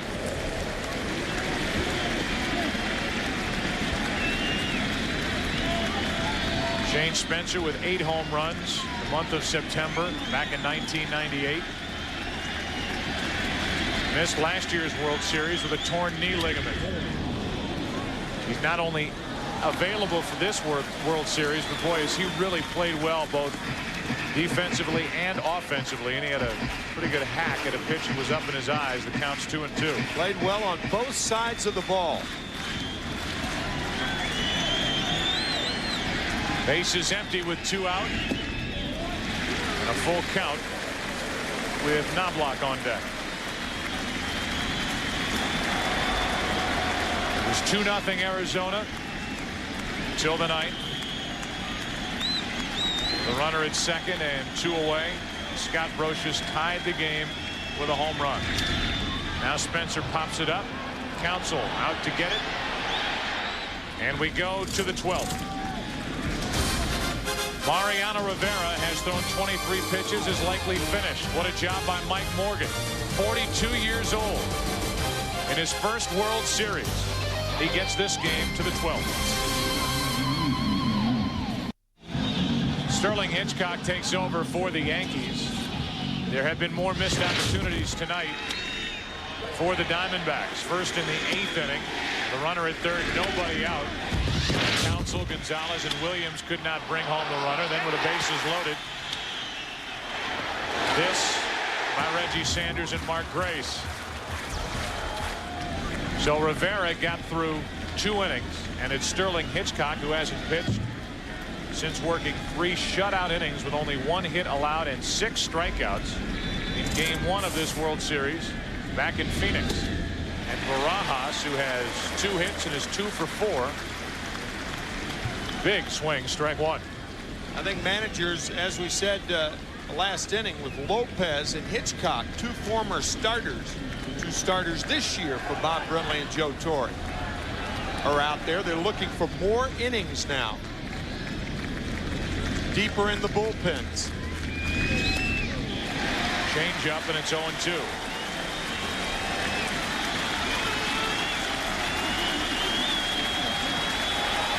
Hitchcock, acquired on July 31st from San Diego. Free agent to be. Used to be with the Yankees. Now he's back. Working in a tie game, 12th inning, game 5. And the count's still 0-2 on Barajas. Hitchcock, in his postseason past, a former National League Championship Series MVP. With San Diego. Excuse me, Joe. He beat Randy Johnson twice in the 1998 National League Championship Series. Another 0-2 pitch. Soriano to his left has time with Barajas running. 1 out.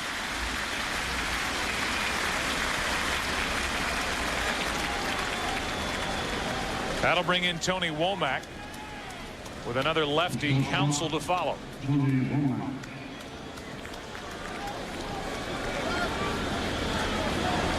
The only runs of this game: a leadoff home run by Steve Finley for Arizona in the 5th inning. A 2-out home run by Rod Barajas. The Yankees did not score until the bottom of the 9th.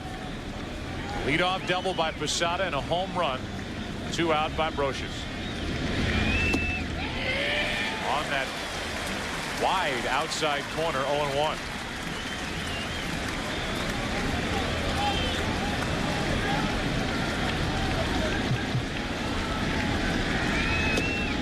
Again, 0-2.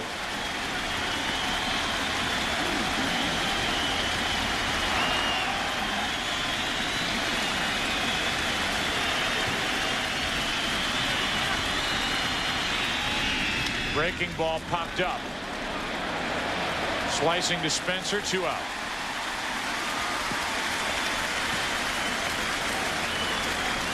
So Hitchcock now has pitched 3 2/3 innings against Arizona in this World Series. He's allowed no runs. He's allowed 1 hit. And he has struck out 6. Here's Craig Counsell with 2 out, nobody on. Counsell homered in game 1 of this World Series. He is 0 for 5 tonight. And it has been a struggle. That home run in game 1, his first at bat of the World Series, his only hit. 1 out of 19. Ball 1. Back in game 3 of the division series, however, it was Craig's 3-run home run against Mike Matthews of the St. Louis Cardinals that gave the Diamondbacks the lead they never relinquished. Fastball from Hitchcock. 1 ball, 1 strike. Hitchcock's final start of the year came on October 1st. A complete game victory against the White Sox. Counsell hits it into right center field. Good work by Hitchcock as Williams puts it away. And we go to the bottom of the 12th inning here at Yankee Stadium. Still tied 2-2. Back to New York after these messages from your local Fox station. This is game 5. And Lopez so far in the postseason 0-1. ERA of 9, only his 3rd game of the postseason. He has not appeared since the National League Championship Series. It was a struggle in his start in Atlanta.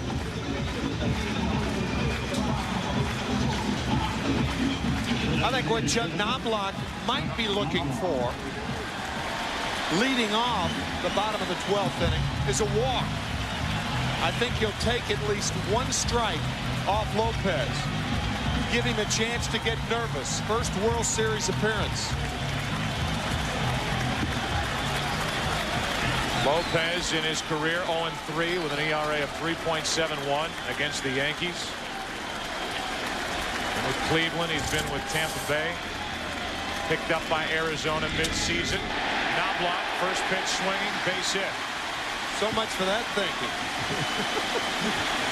So the winning run is on for New York, as Knobloch is now 1 for 2. Knobloch gets a low fastball. He hits it off the end of the bat. Unofficially, this World Series,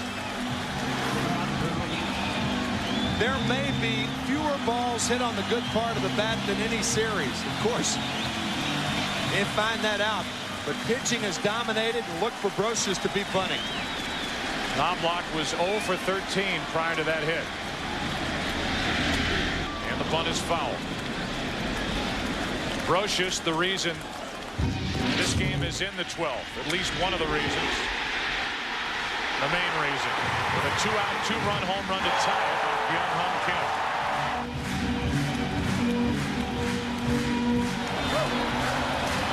Mark Grace, Tony Womack coming in after Rod Barajas, the catcher, went out to console the 22-year-old right-hander. Knobloch on at first with nobody out. Inching away as the throw comes his way.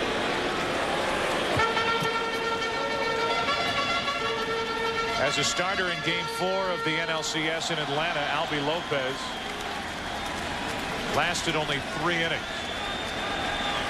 Allowed 2 runs on 5 hits. The bunt by Brocious is perfect. Sacrificed 3 unassisted. And the potential winning run is in scoring position. Brocious has done it with the long ball, and now he does it with a bunt down the first baseline to try to set up the game-winning hit. One of the great descriptions of a good sacrifice bunt. Catch the ball with the bat, and Brocious did it beautifully.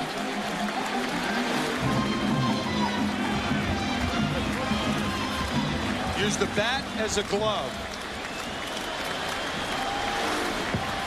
Now it's the rookie Alfonso Soriano, who's already ended one postseason game this year with a swing.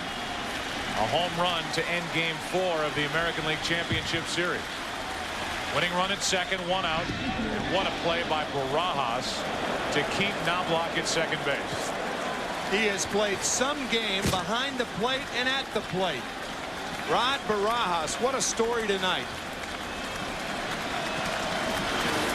Breaking ball in the dirt.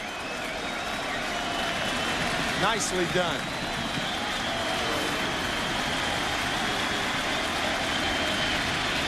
Soriano trying to be tonight's hero. Takes ball 2, 2-0. After Soriano, it's one of last night's heroes, Derek Jeter.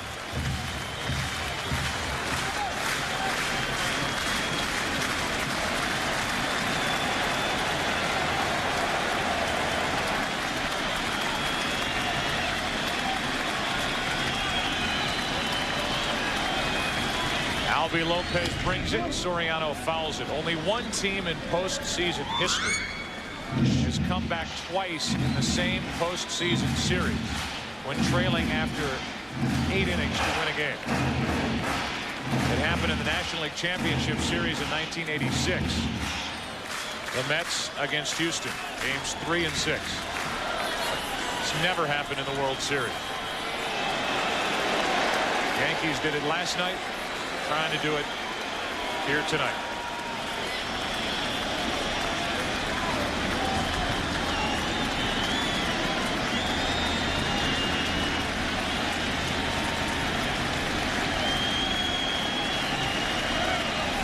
On 2-1. Into right field, base hit. Here comes Knobloch. The throw by Sanders. Play at the plate. Yankees win. They lead the series 3-2.